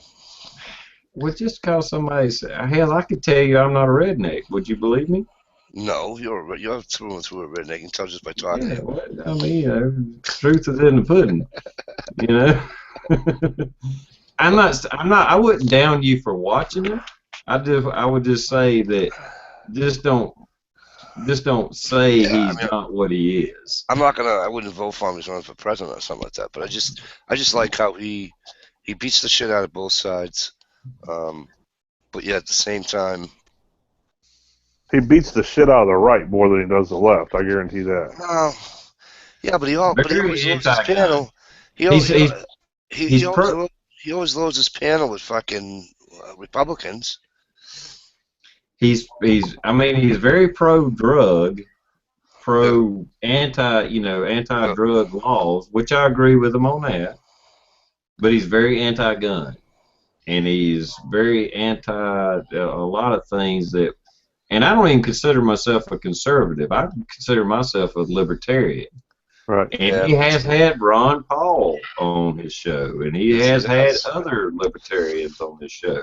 And I've watched them. I mean, don't get me wrong, but overall, Bill Maher is definitely the California liberal point of view kind of guy, you know. Oh yeah, and he's anti-religion, no matter what religion you are. And you know, I mean, and I'm not big into religion myself, but I don't slam people for their religion. He slams everybody for his religion. Yeah. All right, Frank, you got me, Frankie. But I'm just saying, he's fun to listen to, Frankie. Frankie's all upset at me now. That's right. My fellow. Yeah, if you want to go hunting with him, no, that's the other one. Oh, that's Gerald B. Gerald B. I don't think Frankie hunts, but he certainly don't hunt in his neighborhood. I'll tell you that. There ain't many people on mainstream media that I would really trust. I don't care who it is. The only one, I think Ben Swan went back to the to doing at least a segment on, I don't know what news, I don't know what affiliate it is, if it's CBS, NBC, Fox, who, but he's doing his reality check again on the main check, on one of the mainstream ones or whatever. But it's just a segment, you know. He's not a reporter or whatever for him or whatever. But he's about the only one in the past several years that I would kind of trust, because he is very. Maybe I'm biased or whatever, but I think he does a good job of doing a. He has a neutral stance. Yeah, very neutral, just throwing the info out there. He won't tell you what he believes. He's just, hey, look at this, look at this, look at this. What do you think? Who's Reality that? check. Ben Swan. Ben Ben Swan. Swan. Yeah, I like Ben Who's- Swan. who's You know, the- I like Penn Jillette. No. What was his name? You and I were talking about the other day, Ohio. What was the other guy's name? And he's actually moved up a little bit too. He's a heavy set guy. Oh, I can remember this jackass's name.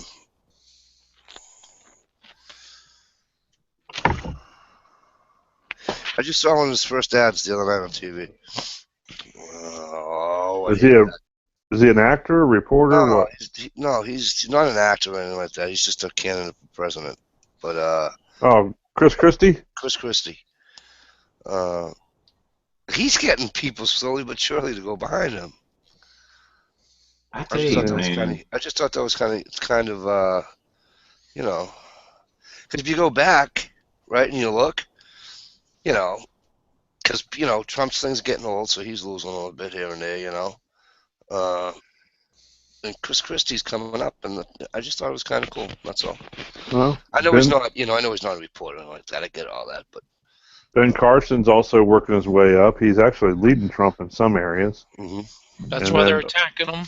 Yep, that's why he's getting attacked right now. Always go after the leader. Gear, I can't do it, buddy. I can't do another Bush. I'm sorry, bud. I think the GOP right now, that the people that they have presented before us is, I can't say the weakest I've ever seen, Yeah, but it's they're so weak Yeah. that it just I'm like, really, my God, that's all y'all can put up. My good buddy Gerald B. I haven't seen him in like 20 minutes, 35 minutes in the chat, and all of a sudden now he's going to make fun of me. there's nobody running. I mean, it's obvious when Donald Trump is lead guy, something's very messed up with it. Yeah, well, Trump is a leader. He may be a complete Yeah. asshole, and he may not be the guy we need, but he's a leader. He's not And all going the to rest. Yeah, they're not going to give him the he's nod. better than anybody else at right now. I mean, Well, he's saying the things that most Americans are thinking right now. They're fed up with Right. political correctness. But at the same token, what it is he's hitting the core group of the conservatives and the right wing, and those people who have had enough compromise, who are sick of seeing the immigration, who are sick of seeing gay marriage, who are sick of seeing, every TV show have a gay couple on it. Sick of seeing anti-gun rhetoric.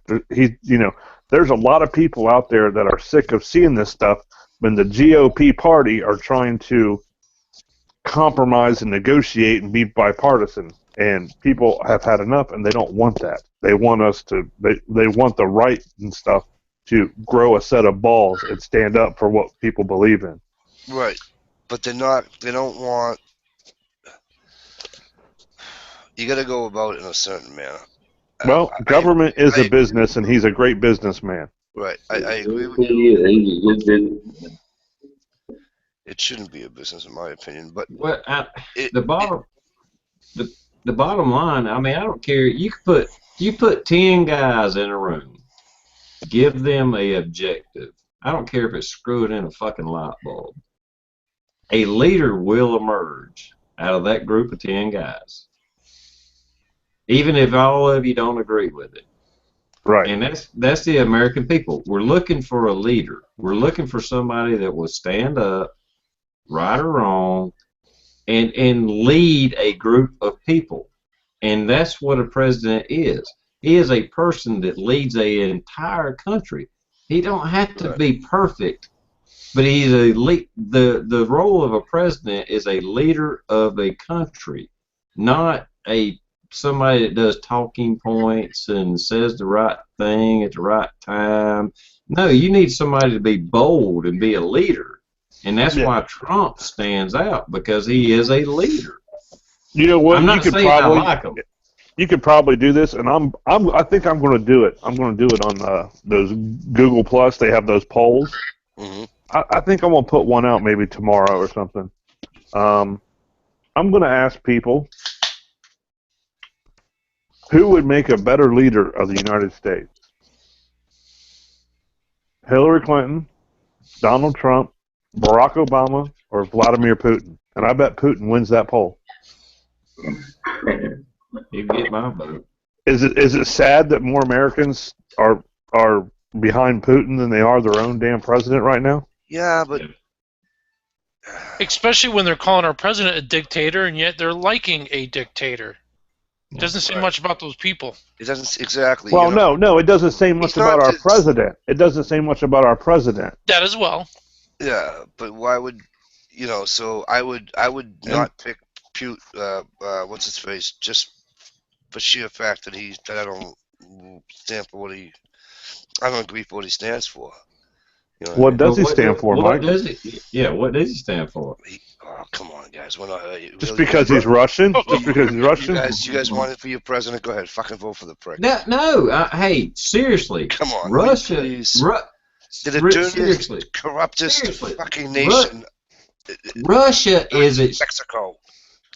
Russia is expanding their citizens' rights more every day.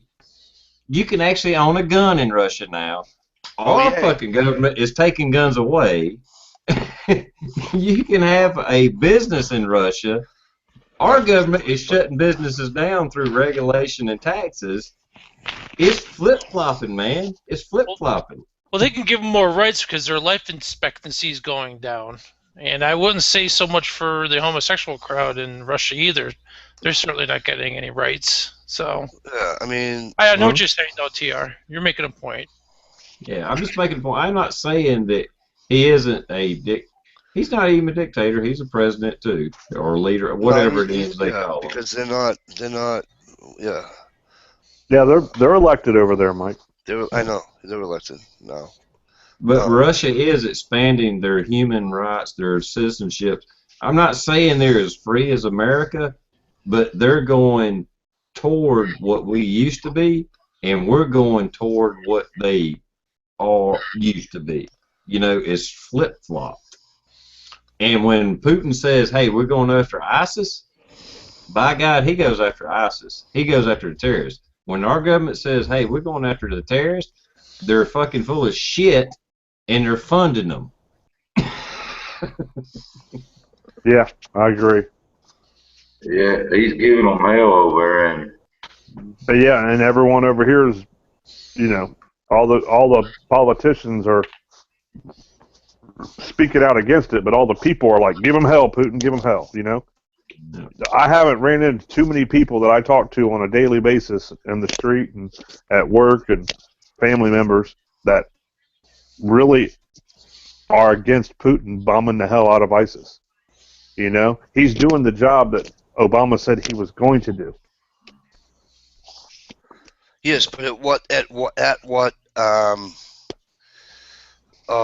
when he was on 60 Minutes, was it last Sunday? He was on 60 Minutes. You can't have it both ways, man. You can't support ISIS and they're just trying. The United States wants to overthrow the Assad regime, the legal government of Syria, the government of Syria. What happens if they overthrow the legal government of Syria? ISIS takes over, just like they did in Iraq. How can we keep doing these? How can we keep coming up with the same plan? Let's get Libya. Let's kill Gaddafi, and let extreme Muslims, extreme Islamic take over. Well, they're the whole, and I agree with you, Ohio. Because just like Saddam, Saddam, he's got weapons of mass destruction. Look, he killed 170 Kurds over here with nerve gas that we sold him back in the 80s, and you know they forget to put that point in there that it was our weapons he used. Anyway, and so what we're going to do is we're going to go into Iraq, kill millions of damn civilians, women and children, to free them of the reign of Saddam. And then we're going to go, well, we went into Afghanistan first. Then we went into Iraq. And then all of a sudden, Gaddafi was a bad guy. So let's go over there and wipe out their entire fucking country, because Gaddafi's a bad guy. He's mean. He is bad to his people. He kills people. So let's go over there and kill a few 100,000 of them to free the shit out of them. And now we're going into Syria. Hey, let's go over there and kill hundreds of thousands of fucking Syrian women and children to free the shit out of them, because Assad is a bad guy. It's bullshit. Are they bad people over there? Of course. Of course. But right now, the past 20, 30 years in the Middle East, the biggest bad guy, the number one killer of fucking Arab people in the Middle East is America. The United States. And then probably Israel. Mm-hmm. I'm telling y'all right now, that is not coffee in his cup, ladies and gentlemen. No, it's not. Yeah, alcohol frees the tongue.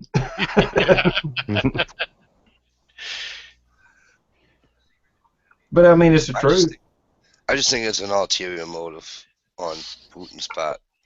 And well, sure it is. Sure it is. So it opens up more revenue for his country for natural gas and oil and everything else. Yeah. So the same reason we do it, Mike. So he can do what we try to do to him and cripple his economy with the oil. So it's not like he's doing this out of the kindness of his heart. Let me go take care of ISIS for you guys. Because I mean, come on. No, he's not taking care of ISIS for us. I mean, or for them. I mean, he's taking care of it for himself. He's got an ally in Syria. Yeah. Yes. It's making him look good in the United States eyes, though. A lot of people are starting to turn and like him more and more if he goes over there and takes care of business. But the problem is that we have boots on the ground in a country that Russia is now putting boots on the ground in the same country. There's even been talk of the United States. Well, I'm not saying it's going anywhere, but one of the Bushes, and I really don't even know which one. I just seen the headline. Bush suggests we have a no-fly zone over Syria, and it's like, yeah, do that. See where that fucking goes. Yeah, you know, because you're just begging for World War III to break out. Well, what scares me, TR, is we're over there and they're over there.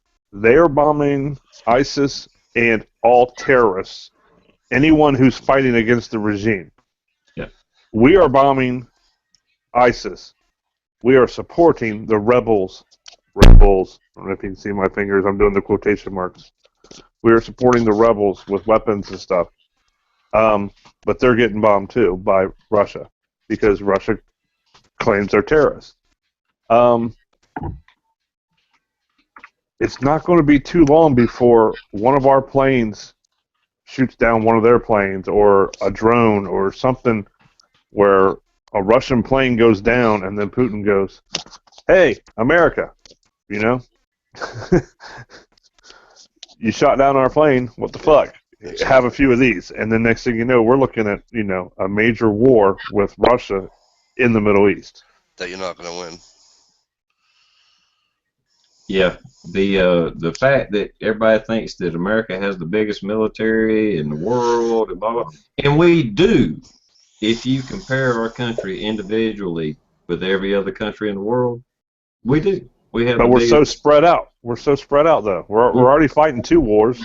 Yeah, but if Russia, I mean, even little countries, Iraq, Syria, North Korea, if China gets involved, which they already are right now, and on Russia's side, if we had to fight all of them, we're outnumbered. Who do we have? We have Australia, England, and what? Maybe France? Canada. Canada? What good has Canada ever done for us, though? No offense, Well, Dan. if their horses swim, they can get over there, you know, the mounted police. Hey, Stuart the Sign, how are you? Thanks for coming in. I don't know. I just think it's a scary situation with, you know, us laying bombs in the same area as Russian laying bombs. You know, Yeah. sooner or later something's gonna we're gonna have an accident sooner or later. You know. Yeah, I actually think, you know, here, let me put my hat on. I knew that was coming. I think actually World War III, which you could technically say we're already in, but I mean, for us to go to war with China and Russia, I ain't sure that it ain't planned out to start with, because they got to figure out some way to cover the collapse of the dollar, which is, you know, it's coming. We all know it. If you do any research, the dollar is going down. It's in a world of You know, so you got to have an excuse. They can't let the dollar collapse and then say, "Oh, well, we fucked up. We didn't do it right." They got to have an excuse. You know, and you can't blame it on the stock market, because that goes back to the Fed then too.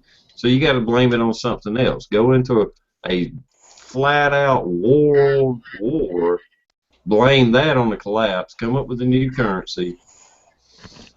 Everybody will agree with it because shit's done hit the fan, and then, you know, we have a 10-year freaking war, and whatever else could fucking happen when all that goes down. But, I mean, bad times are coming.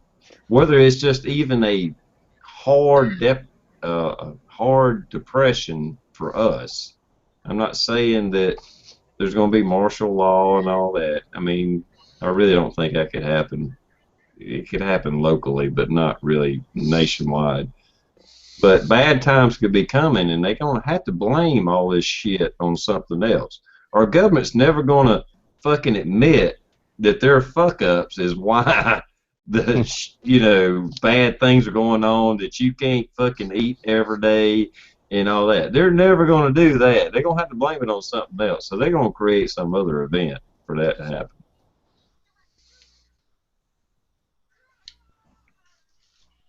It's like getting your parents to admit they were wrong on something. No, they're always right. Even if they're lying to you. Man, TR, I think they should have probably gave you something over there at the doctor's office. No, they didn't. No, fucker didn't even give me an aspirin. Isn't that crazy? He just told me it's going to hurt for a few days. Yeah, no So, shit. so are you able still to ride the motorcycle around with that finger? Yeah, I just had to have my pinky out while I was giving it gas. Oh, you're one. He's one of those highfalutin cyclists, you know.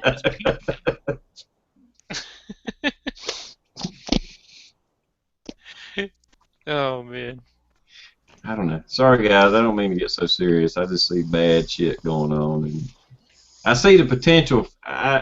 Maybe I'm bad that I look at the worst case scenario, but I'd rather be prepared for the worst case scenario and nothing happen than not be prepared at all and the shit hit the fan. You know what I'm saying?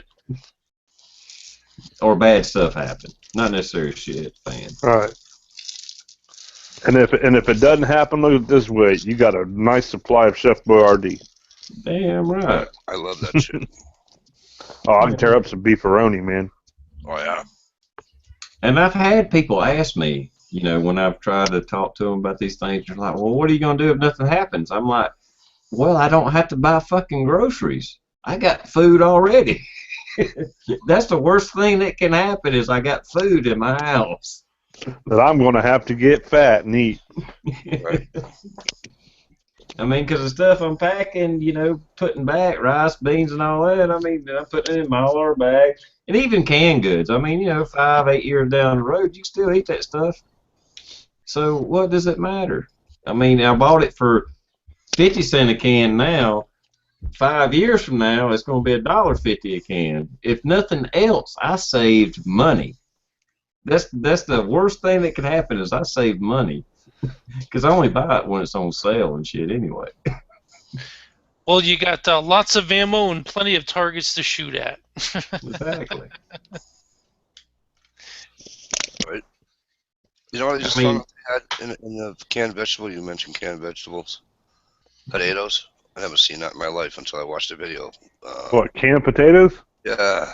Yeah, they're not very good though. I just watched a video tonight. Well, I watched half of it last night and finished half of it tonight. The guy was making, he took them, they were in a can, and he put them in the frying pan, and he had it with steak or whatever. Yeah, you got to doctor them canned potatoes. You got to doctor them up real good. Yeah. but I've actually jarred the potatoes. I mean, if you get, like little ones, I mean, they're pretty good. They're kind of like, sometimes you get them in like green beans where they have like little bitty potatoes in them. Yeah. Yeah. I mean, yeah, it's not the same. It ain't like a baked potato, but I mean, Right. it is a good source of, and I don't even want to say it, but whatever protein or whatever's in potatoes, starches and things like that is good for you. Well, you got the canned yams, right? Yeah, it's good, man. Sweet potato. Canned yam is right up there with friggin' potted meat. No, canned yams is sweet potatoes, man. I can't Yeah. stand sweet potatoes. Oh, Nothing's wrong with potted meat, man. well, that's Oh. With a little mayonnaise on it. Oh, dude, I put friggin' Tabasco on it. Nothing helped. It was horrible. No. No, no, yeah, no, no, no. but I mean, most canned goods, I mean, you keep for years, you catch them on sale, go to these discount places, don't worry about name brand, and rotate the stock out. I mean, if nothing happens, and I see it as a way to save money, if nothing else. Because once I got into prepping, I started paying attention to prices. So now I know what is a good price or not. Right. So if nothing else, I buy shit on sale. And when it's on sale, I buy like, a dozen cans or 10 cans or whatever it is. Because I know normally it's 90 cents a can, but when it's 51 cents a can, hey, that's a deal. Go ahead and buy it. Hey, you just saved a few dollars. It don't matter if I eat it 2 years from now. 2 years from now, it might be $1.25 a can. You could always eat it too, you know. You can always say to yourself, you know what, I don't want to go grocery shopping today. I'm going to go and... Yeah. Oh, there's been plenty of times I went to my little prepper pantry just because I didn't, have whatever. I mean, okay, let me grab this and this and this and make a little meal out of it, because I'm constantly trying to. I don't restock it like I used to when I first got into prepping, Right. but I just constantly just kind of, throw a little bit in there. So. You know what my weakness is? What I buy, especially when they're like, you get 20 for 10 or something like that. That's like 50 cents a piece. Is I buy those. All you have to do is add water type thing. The like Lipton noodles, like The and dry Lipton noodles. rice, the rice and dry noodles. Yeah. Oh man, I'm a sucker for those. I got a whole cabinet of those. Watch the sodium on that, though. Wow.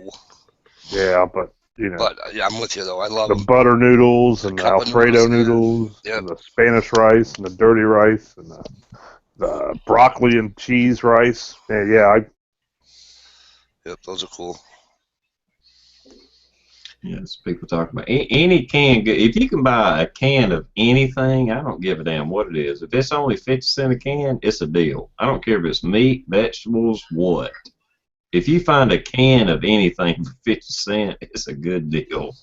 Other than maybe like the little potted meats, you can get those for like 37 cents a can or 35 cents. Yeah, I think that's what I paid up here, too. $2 for $1. I think they're like 40 cents here. Yeah. Yeah, but keep in mind, keep in mind of some of the conversations we had, everyone too, is to get the stuff that you normally eat, because TR has talked about stuff and told some stories. I mean, if you just try to live off your preps, you won't even last a week. So definitely buy stuff that you're used to eating as well. Right. Yeah, I'm big on just regular stuff you'll eat. Because all the dehydrated and all that crap, and that's fine for a bug out situation. But if you're in your house, why not just put, if you'll eat beef and ravioli, well, shit, buy that. You'll eat it. I don't care that it's not that good for you. You're surviving on it now. You might as well buy it, to survive on later. Yep. Right, and you can burn the calories while you're running from the zombies. So. Yeah. Oh, another one. I think rice and beans are a good base. I think that's an excellent base, and I have hundreds of pounds of rice and beans. Well, I don't have that much stuff, but I'll tell you what. Another thing that I do is peanut butter. I love peanut butter, so I probably got like 10 jars of peanut butter in there right now. Yeah, I love a big jar. Yeah, peanut butter keeps too. I've read. Skippy crunchy. But the thing I think of with the rice and beans is because you can make some rice and throw just about any canned vegetable on it and make a meal out of it. It may not be the best tasting thing, but you can still have variety. Like I said, the canned tomatoes, throw can of corn, can of green beans, whatever it is, and make a meal out of it. Yeah, or even better, a can of chili or a can of soup. Yep. Absolutely. Yeah. Who'd we lose? We lost Todd. Usually he'll write in the. He wrote "Have a good night" in the. I missed it. Or like if you like beef stew, some kind of like a Denny Moore beef, stew or something like that. Throw that over rice. Oh my God! I mean, that's talking about a filling meal that'll last and stick to your gut. But I never tell anybody to buy like the 72-hour dehydrated meal packages and all that. Hell, I don't have them, so why would I tell anybody else to have them? I got a few MREs and a few packs of this and that's dehydrated or whatever, but that's great to throw in a pack if you're on let's say the shit hit the fan and you're doing some kind of recon or some, whatever bullshit it is. But just as far as bugging in, just open up a can of damn treat meat and fry it up, or whatever it is. Well, I mean, it depends on if you still have electricity or not. I mean, if you still have electricity and you got a refrigerator, have fucking chicken legs and ham sandwiches and spaghetti, whatever you want, Yeah. Mm-hmm. Yeah, pastas are, any type of pastas. I mean, pasta lasts forever, man. A package of spaghetti noodles or pinwheels or rotini or any of that stuff, that shit lasts forever. All you gotta do is put hot water on it. Tell us how you really feel about the butter. I'm sorry, I'm just reading the comments on the outside. Yeah. What kind of comments we got going on? I got a few good ones there. Hunts for Food 67 says, "Tia, Marie's make you impotent."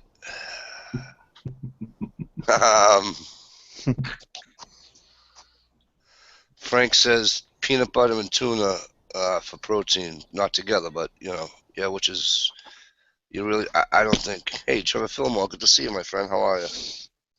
Yeah, I like tuna also. Yeah, I love tuna. I'll eat just about anything. Well, he likes it. Good. Hey, Mikey. But I think tuna is a good one to Because every once in a while, and I don't know, I know the prices might be a little higher because they're a little bit higher living, cost of living up there. It's But quite high. yeah, every once in a while, not often, but every once in a while, I can catch tuna down here at 50 cents a can. But any day of the week, I can catch it for about 61 cents a can. And that's a good thing for protein, and it is at least a meat product, a canned meat, Right. and that's something the human body needs. So one of the things with canned foods is it also comes with water, so that helps with dehydration in your water supply. What could you use tuna juice for? Pour it on. I mean, I guess pour it on the rice, right? Maybe for flavoring. Well, tuna in water or tuna in oil? Tuna in water. I just throw the whole can. I wouldn't drain it. I would throw the whole can, the juices and all, the water and all. Say like on a little bed of rice, I would do the, or if you're divvying it up, either way. I wouldn't, normally like say if you're making tuna salad, you drain the water out of it or whatever. But in a situation where you're trying to get as much energy and fuel for your body, I wouldn't waste any of it. I would pour it on the rice. Yeah, because it might be salty. That's what I was worried, because that's what they say. It's an extra water source, but then again, it's also salty, so that could work against you. But you bring up a good point with the nutrition. Yeah, well, but actually, and I was on a chat last night with David from American Morning, which that man is way more educated than I am. We need salt more than people believe, and we kind of got to talking about that because the doctors and all say, oh, you got to stay away from salt and blah blah blah. No, you need salt. You need salt. You need probably more salt than you're taking in now. If you get an IV, what is a IV bag? What is it? It's salt water. Pretty much. Yep, saline solution for your eyes. Exactly. Salt licks for the animals that you were bringing up. Absolutely. Yeah, you're probably not taking in as much salt as you need anyway. So even in if you're a little bit of a situation where you're trying to, you're not eating as much as you would like to, but you're eating and what have you, that extra salt is probably good for you. It keeps you from sweating. There's a lot of different things about it. We're water-based. And anyway. But the important thing is you wanted colored salt. You want complex salts, not the processed white stuff. That's true. That's true. Yeah. But anything's better than nothing. Guys, I'm going for a smoke. Give me 30 seconds. Go ahead. Hold down the Fort, Ohio. Hold down the Fort, Ohio. No, I'm holding it down. I'm watching just to make Mike happy. I'm watching the Inside the Soviet Military Machine. Oh boy, propaganda. Oh yeah. Yeah, we had a pretty good conversation last night, and I didn't really think about the salt that much because I know, hell, people with diabetes are told to drink diet drinks, and what's the worst thing somebody can drink if they're diabetic? Anything with fucking aspartame in it, and that's a diet drink or diet meal of any kind. It actually causes fucking diabetes or makes diabetes worse. I used to drink Diet Pop, and I switched. And what I did was I went to like any of the clear stuff, lemon lime, like 7-Up, Sprite, Sierra Mist. Mm-hmm. I went to the clear stuff. If it's clear, it doesn't have some of the chemicals and stuff that the other colas and stuff have. And I've been doing fine with it. I haven't put on any weight or anything like that. The Sierra Mist is the best one for sure because they use the real sugar in it, and it don't have the what is it? Phosphoric. It's like phosphoric acid or something like that. Is a normal soda pop. Sierra Mist, if you look at the ingredients, there's like 5. It's like sugar, carbonated water, lemon lime flavor or whatever. Yeah, this is. I challenge I've got anybody. Go ahead. I've got a can of Sprite here, and it says carbonated water, corn syrup, citric acid, natural flavors, sodium citrate, sodium benzenite, and that's it.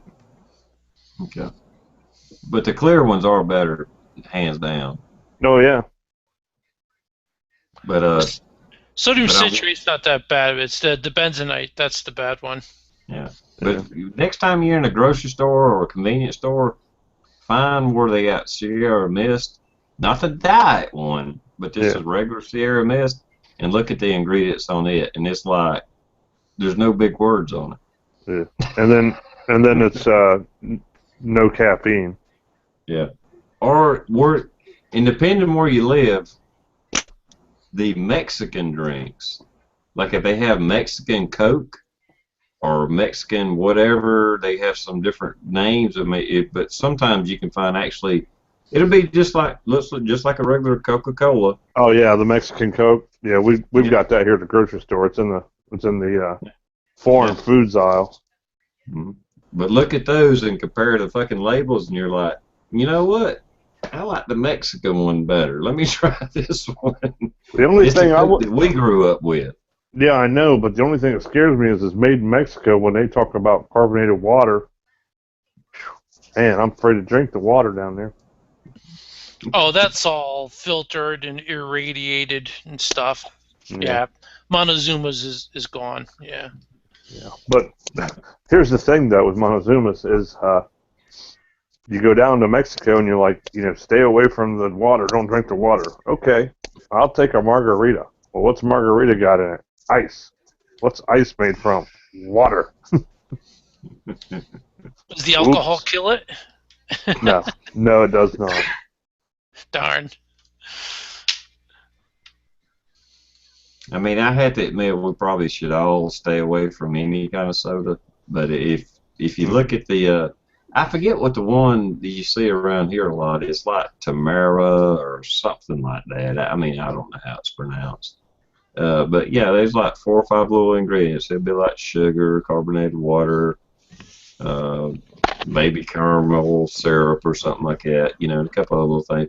But you won't see these big, freaking acids and other crap that's a mile long. And well, here's the thing. I got one of the kids left their Hawaiian Punch sitting here.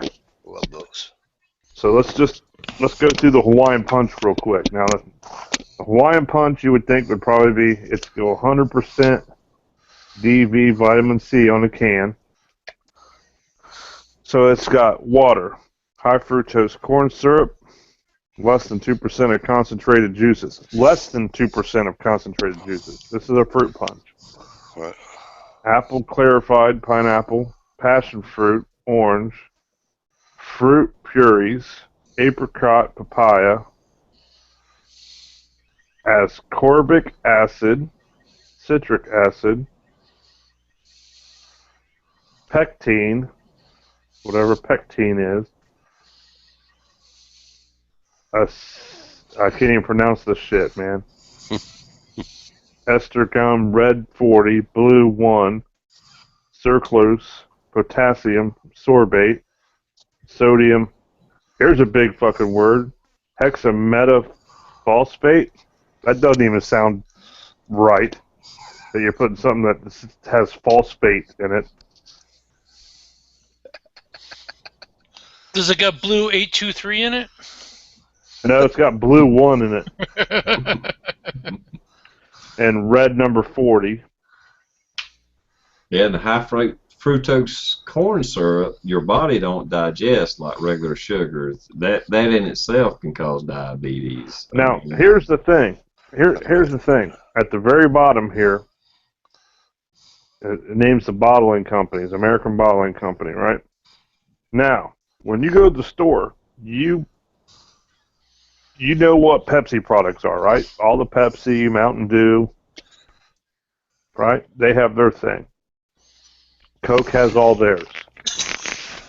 This is canned under the American Bottling Company Authority. Dr. Pepper, which used to be a part of Pepsi but then split out on their own. And 7-Up.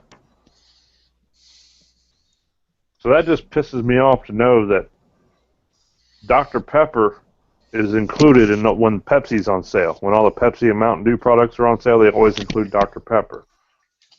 Pepsi. But they don't include 7-Up. So when 7-Up's on sale, they don't include Dr. Pepper. But they're the same damn company. It's only 250 calories per bottle. What the hell? Well, let me see. This is 80 calories for Hawaiian Punch. Let me see what Sprite is. That's not bad. Pepsi's Sprite is 140 calories. Wow, still better than Pepsi.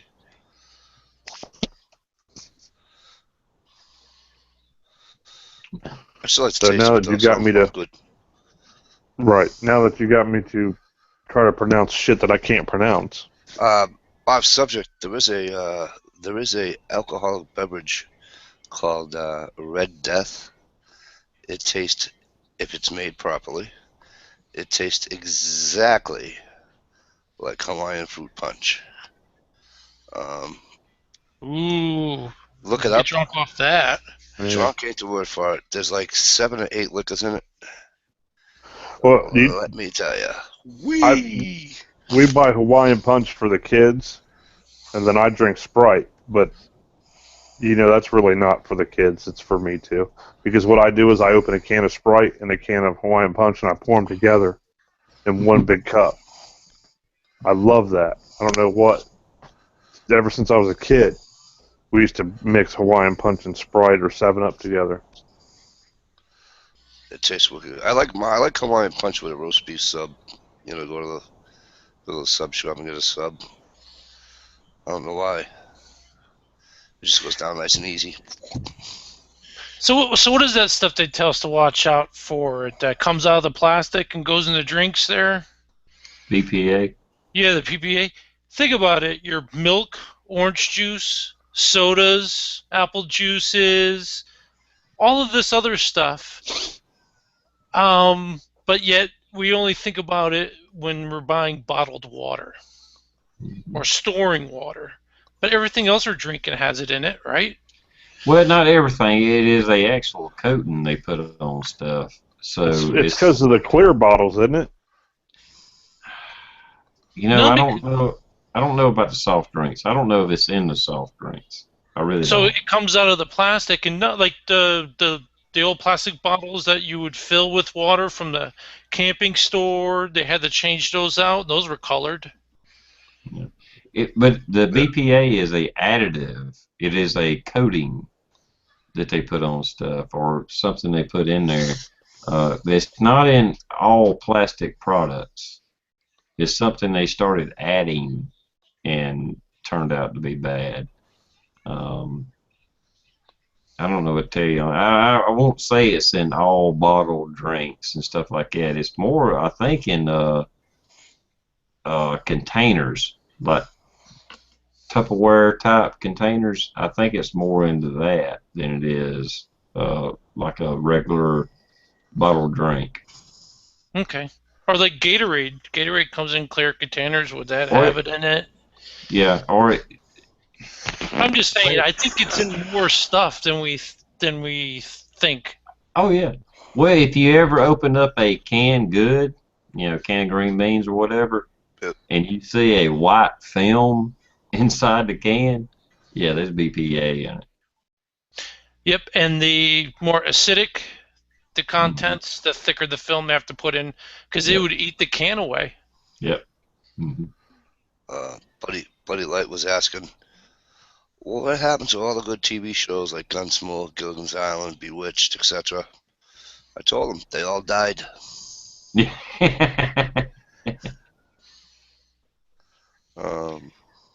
Yeah, Mindy has she's right. What number? There's a number, especially if it has a little recycling I'm emblem. looking. I don't see it. There's no number on the Pepsi bottle. It's usually on the bottom or something like that. So what's the number we're looking for? What's the good number? There's no number on this bottle. On the cap, Mindy? That's why I said it's. I don't think it's in Pepsi bottles and shit Yeah. like that. It's more of your long-term storage kind of things. Oh, wait, there's a number here. Hey, Mr. Tallyman, Mr. Tallyman, No way. hey. Hello. Tolly. What's up? Jesus Christ, where you been? I miss you. Enjoying some time with my wife. Oh, I missed you. Well, guess what?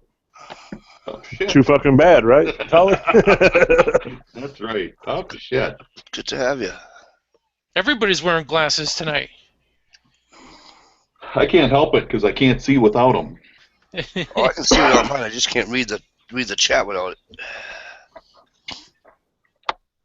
Yeah. Nope. Gotta have glasses. I'm getting old. What you working on tonight, Mr. Tully? Hey, that's my question. Jesus. Oh, sorry. Leinenkugel's Oktoberfest. Right. Up in my office tonight. Not down in my room. Some nice rifles there behind you. Yeah. Not too bad. My granddad's old 410 is up there. Couple of, what else do I got up there? Glenfield Model 60 and a Stevens 987. My headset's goofy.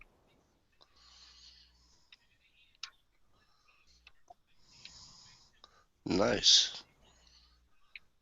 I really gotta get a headset that doesn't have to have tape on it.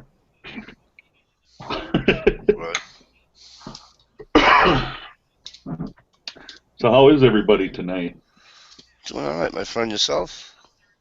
I'm alive and kicking. That's usually a good thing. Is it getting cool up there yet? A little bit.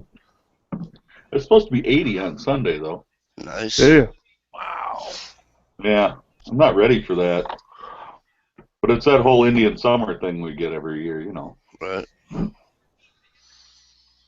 And that's all there is to that. Will Hornbuckle. How are you, sir? Will says, hey, is this the come on my glasses?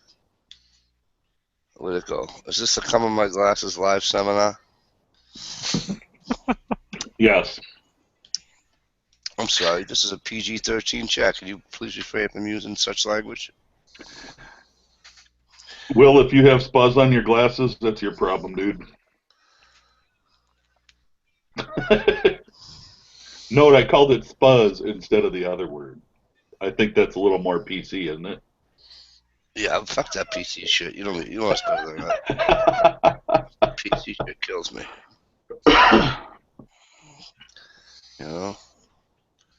PG-13. Ain't no 13-year-old should be up at this hour of the night. Yeah, I know, but if Dish was still here, she'd be laughing her ass off right now. Yeah, we're 10 o'clock West Coast, so we're good to go. West Coast. Isn't that communist territory? Pretty much.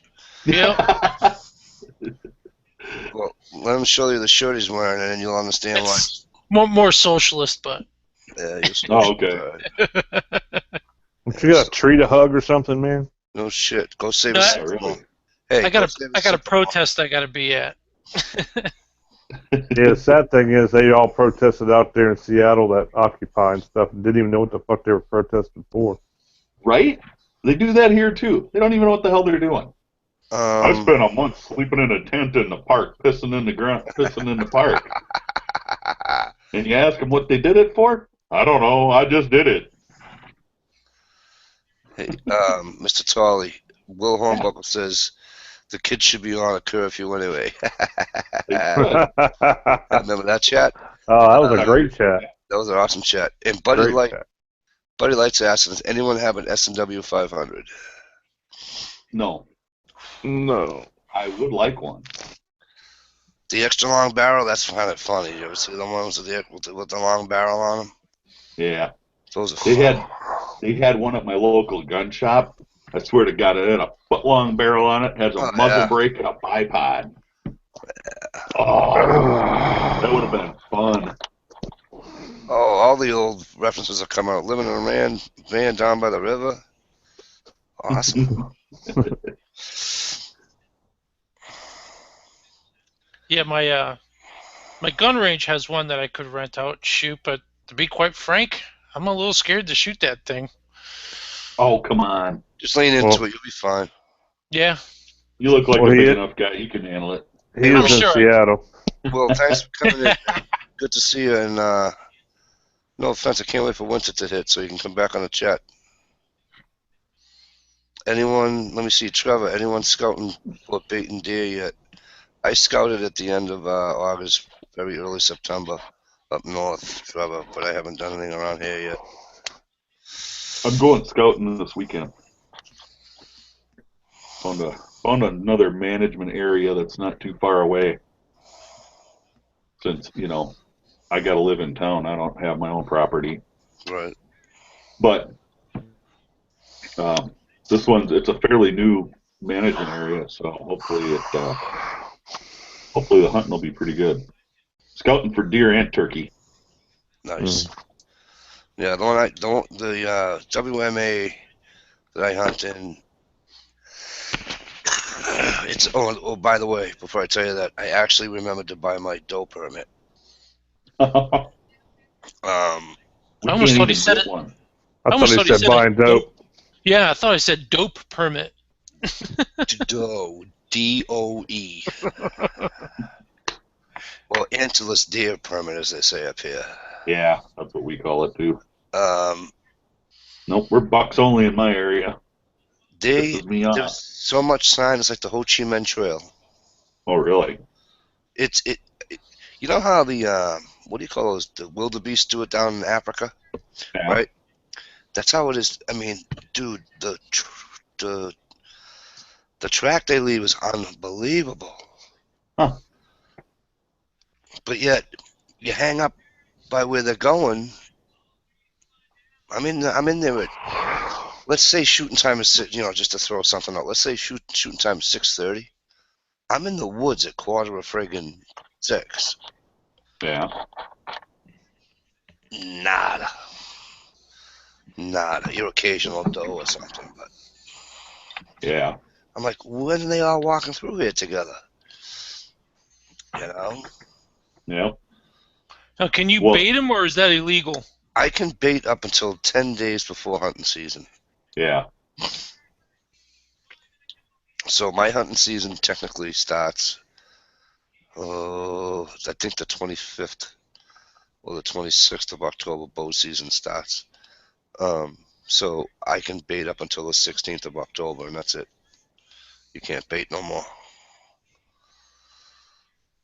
Yeah, I got to get a new buck. The book I had, I thought I had the right book, and apparently I had last year's book, which doesn't do me any good for this year.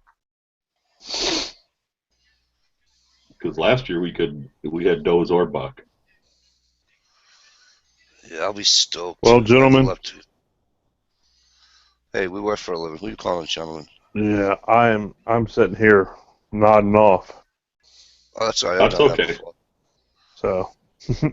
We'll just give you shit when you start snoring. No big deal. I'm going to get off of here before I start snoring. I've already been through that shit storm before. Come on, man.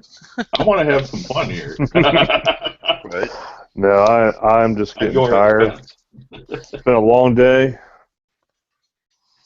and I'm spent. I'm ready to call it a night, guys. So, Mike. Hey, thanks, partner. Hey, thanks, brother, for hooking me up with the link. Hey, Saint. Awesome chatting with you.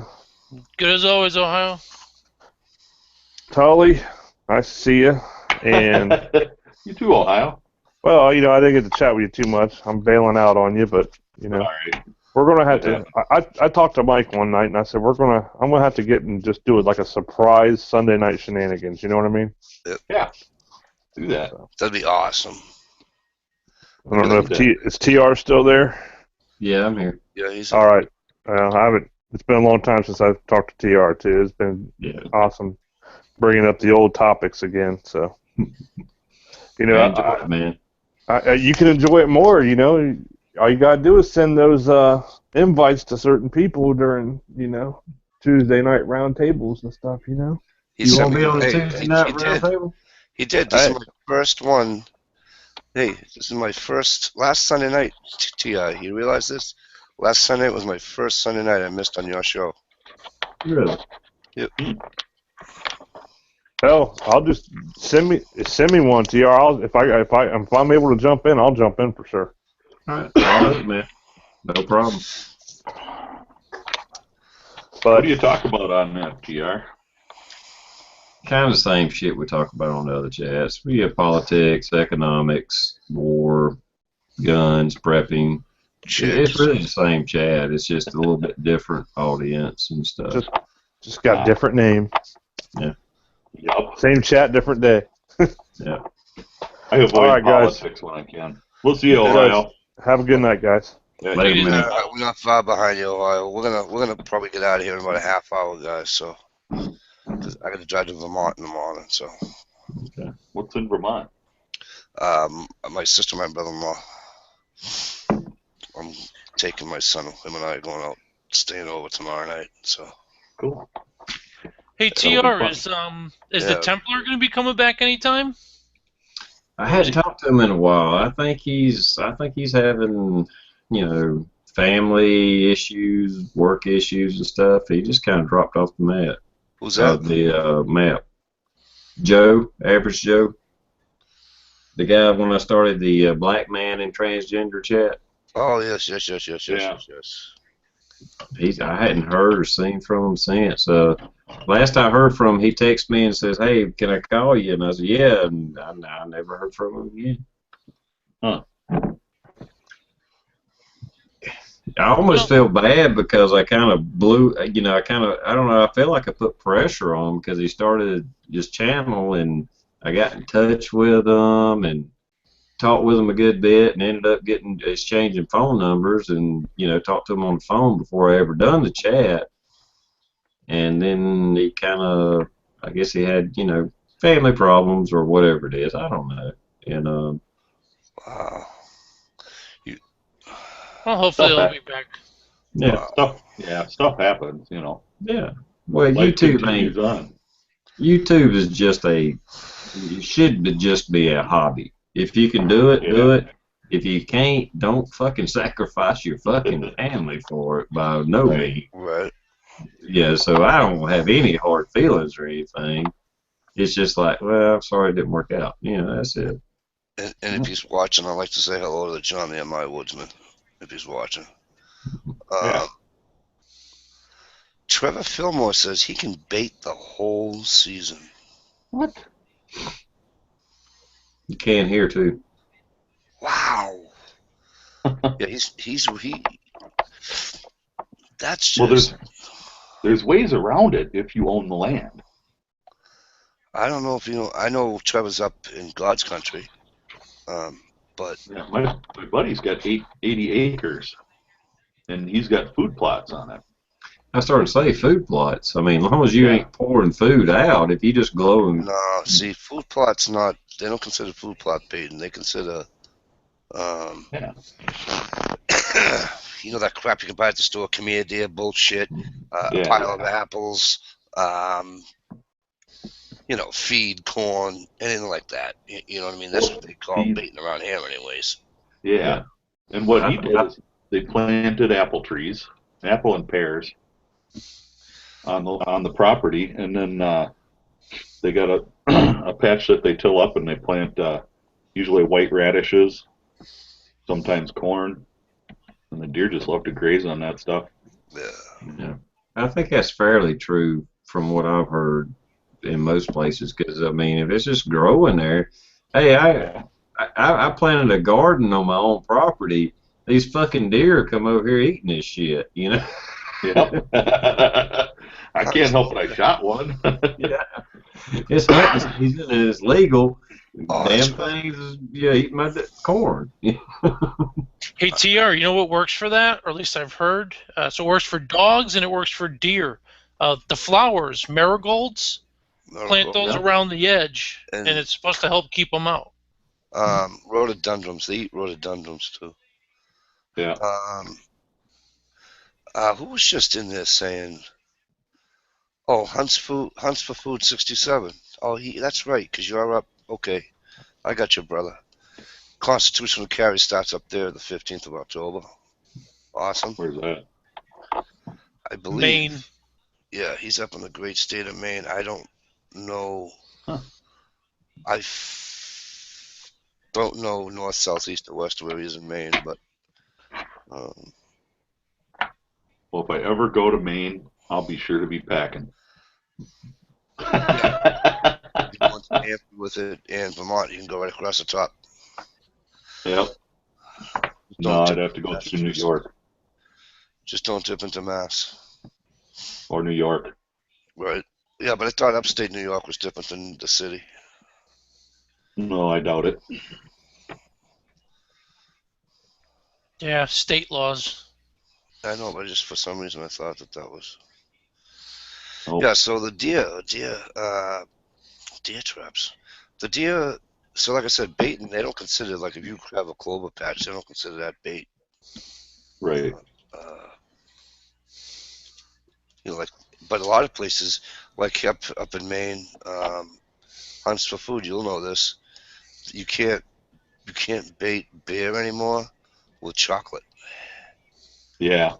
Chocolate goes like right through them, and it's like, I guess it's really bad for the bears. Yeah. So they don't want to use anything with chocolate. Carob. Yeah, I mean, It's not really chocolate. just use tuna or something. Anything that stinks. Yeah. You know? Tuna, sardines, something that has a. Just go Well, fishing. And throw the innards out. Go carp fishing and throw them carp out in the woods. Yeah. you can bait bear with dog food? You can bait bear with anything you want except for chocolate in the state of Maine. Well, Wow. bear will eat anything. Oh, wait a minute. Gerald B says, better check out the laws first. I think it's for residents. And if we get pulled over by the police, we must tell them we are packing. Yeah. I don't. Joe, really? They'd only be for residents? I'm thinking that's the open carry. I don't know if they could make a law like that, right? Yeah. Certainly they can. Huh. They don't know who's coming in there. Yeah. But I know Yeah, I know. Minnesota doesn't reciprocate with a lot of states. And I knew that I knew you had to tell a cop if you had a gun on you. Well, I would tell them anyway. Yeah, I would tell them anyway too. I mean, we're hunting. Then I'd hand them my he's not an Minnesota idiot. permit, you know. Yeah, every guy in the friggin' truck had a friggin' orange hat and vest on. I think you could put 2 + 2 together. Yeah. You know. Well, yeah, but how many are packing a sidearm? Actually, none of us were, because we're all out of status. We're all out of status, so. Yeah. See, in Minnesota, a lot of guys will go out deer hunting, and they will carry a 22 or a 38 or something, just for that dispatch if they need to, you know. Right. If they didn't get that good ethical shot right away. Now that's one thing I don't know if they can do up there.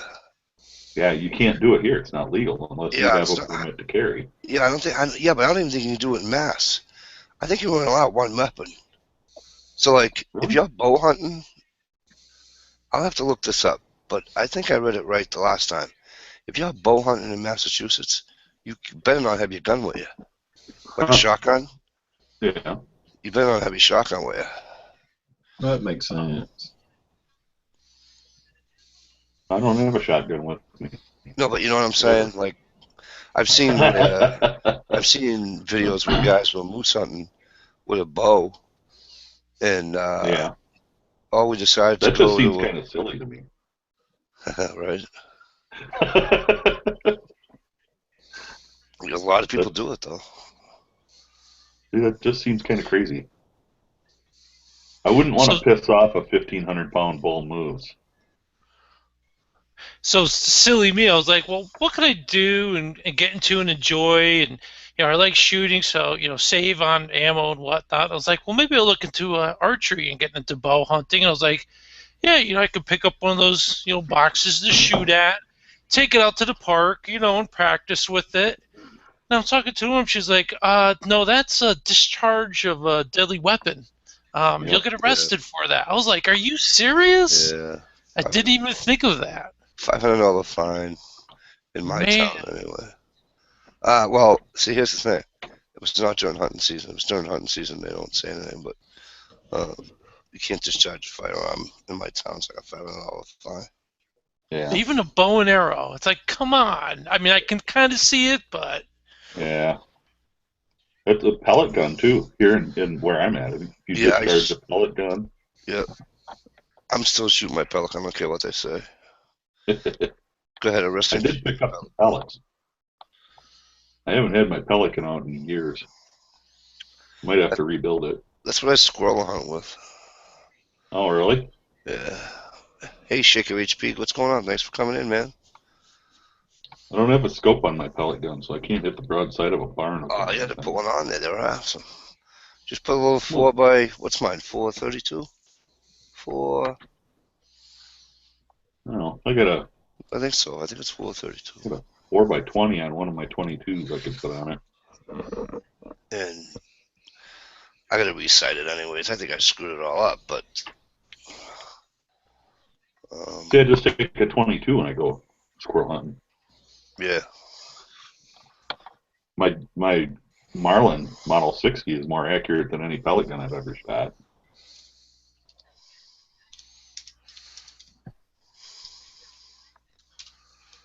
Yeah, I got lucky in that department. Marlins are accurate, no doubt. Yeah. I mean, that Model 60, it's been touted as more accurate out of the box. It's more accurate than a 1022. Wow. I can attest to that. Yeah. You just can't do as much with a Model 60 as you can a 1022. I gave my nephew my Model 60 that I gave when I was, I don't know, 12 or 13 years old, by my parents. Santa Claus gave it to me, and that son of a bitch, I don't know how many squirrels it slaughtered, but I gave it to my nephew, and I got a 1022, and I had to say the Marlin was a little more accurate than the 1022, just out of the box. Yeah, at 50 yards, I can put them all in a 1-inch square. And my Timber Wookie says no sidearm while bow hunting in Michigan unless you have a CCP. Yep. Yeah, same way here. they used to make those in your neck of the woods there, Mikey, right by my ex-old hometown, North Haven, Connecticut. Springfield. But, the Marlins, I think. Yeah, but the Marlins are in Springfield, right? Yep. Yeah, hey, Buddy Light. I remember those days too. Buddy Light was saying, remembers that being a kid, they'd be hunting with a gun over their shoulder. Do that today and see what happens. Yeah. Do they still make pump BB guns where you gotta pump it up? Oh, I don't know. Mine is, but I've had mine for, gosh, I don't even know how long I've had mine. For a long time. Crossman 760. Yeah. I think Christ was still a child when I got that.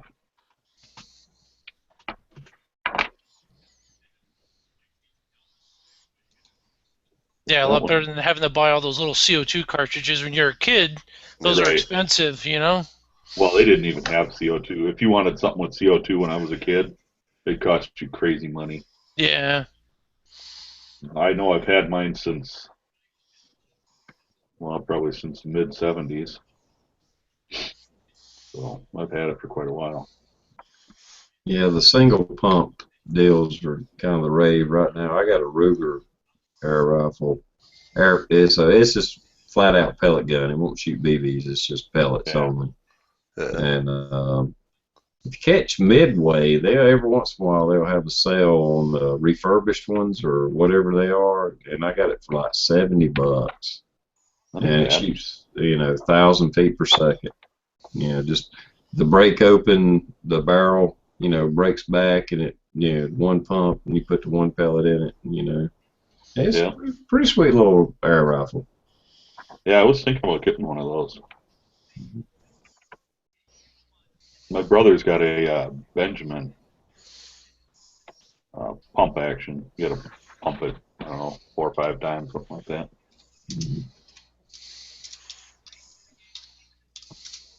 But not a bad air rifle. Yeah.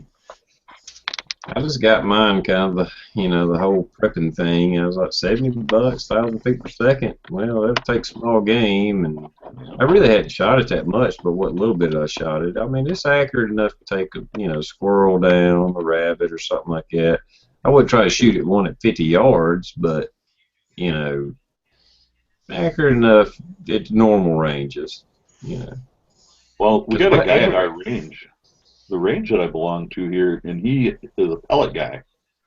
And he'll go out there with his pellet guns, and he's shooting 100-yard targets. And reliably, he uses a pot lid. It's about an 8-inch pot lid at 100 yards, and he'll hit it every time. Wow. I don't know what that one I got to do, but I mean, just for me, because even when I did squirrel hunt as a teenager, most of the time you was like damn near under the tree just pointing up, shooting at it. So I mean, 20 yards, shit. If it's accurate at 20 yards, whatever, or maybe a little further or whatever, I mean, it's going to do what you need to do. Yeah. I sight my 22s in at 50 yards. And at 25, they're still right on.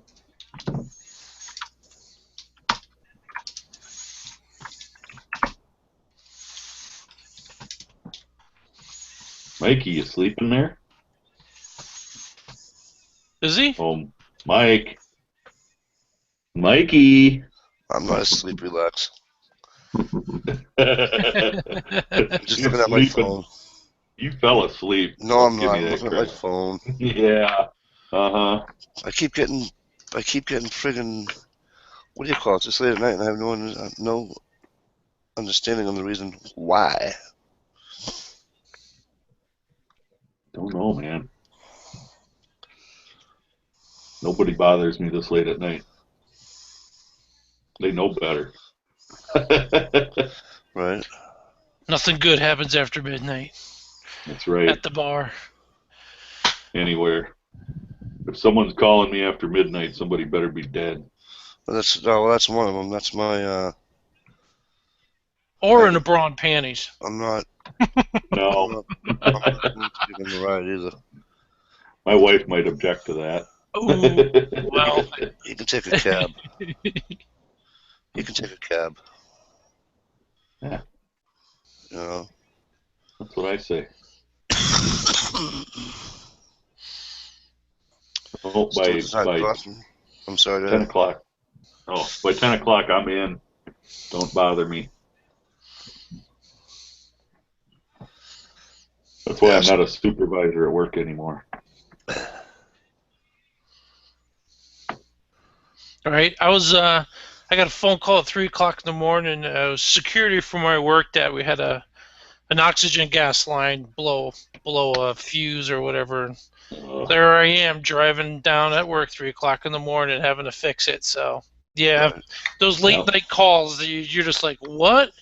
And one time I got another call like that, and I'm listening, and I just hear this. It's like this scraping sound, and I realize it's somebody shoveling. And it ended up my sister pocket dialed me while she was trying to shovel out of one of those Boston snowstorms last year. Yeah. You know what's funny? I was watching a video. The guy said he was out, went to hut tenting, but he was testing out in his backyard. And he says, "Oh, this will be a good test." He says, "We're supposed to get a blizzard tonight." So that's good. You ready?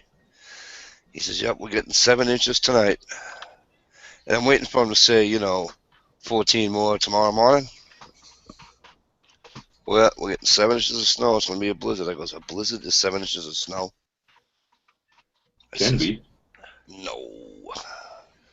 I thought it was just the wind. It had to be a certain amount of. Yeah, you gotta have wind.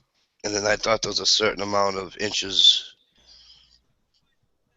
you had to get like per hour, like if it's 2 inches an hour or some crap like that. I don't know. Yeah, there's some kind of guidelines for it. You're right, Mike. But I'll tell you, we're not used to the snow out here, and it's very hilly. It's reminiscent somewhat of San Francisco, and it doesn't take much, and the whole city just shuts down.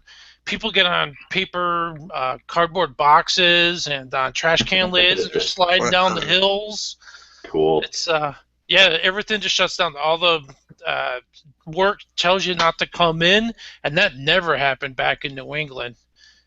You got your butt to work no matter how much snow there was. But out here they cancel it. Right. Well, people around here own 4-wheel drives. Yeah, we don't have a lot of plow trucks and stuff out here either, so they can't handle it. Yeah, you're like down with TR is. Yeah. You can't do none of that stuff down there. Yeah, you guys get the ice down there, TR, man. That's nasty. Yeah, it's just not really cost effective for them to prepare for it because it only happens every few years. It's not like every year we're going to have,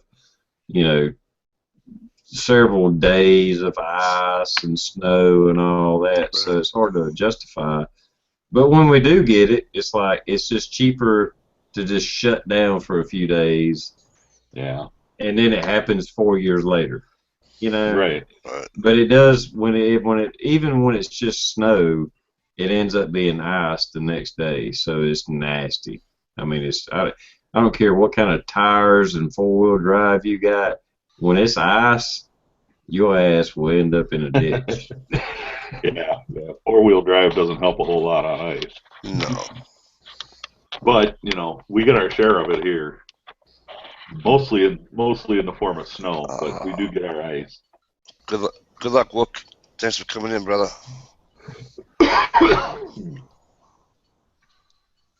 Can't wait for the first snow.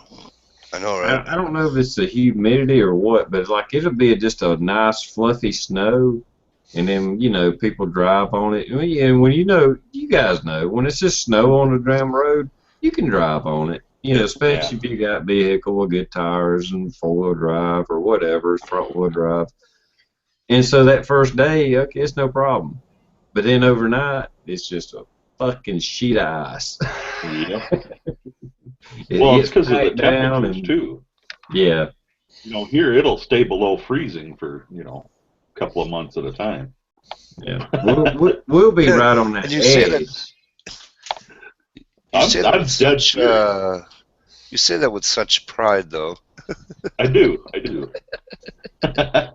Well, actually, about every winter we get about 2 weeks where it doesn't even crack 0.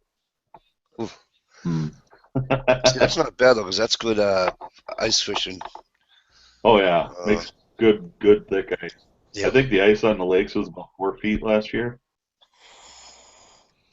Yeah, the only ice fishing you're going to do in South Carolina is in the meat section of the grocery store. When they got the fish and the ice packed on it, that's all you're going to get there. Wow, at least look at this. I've got 2 guys in here that are from a state that I love so much. Usually Joe comes in on the Friday nights and tell me how many deer we saw. Pisses me right off. Oh, I see them all the time. But as soon as season opens, they're going to be gone.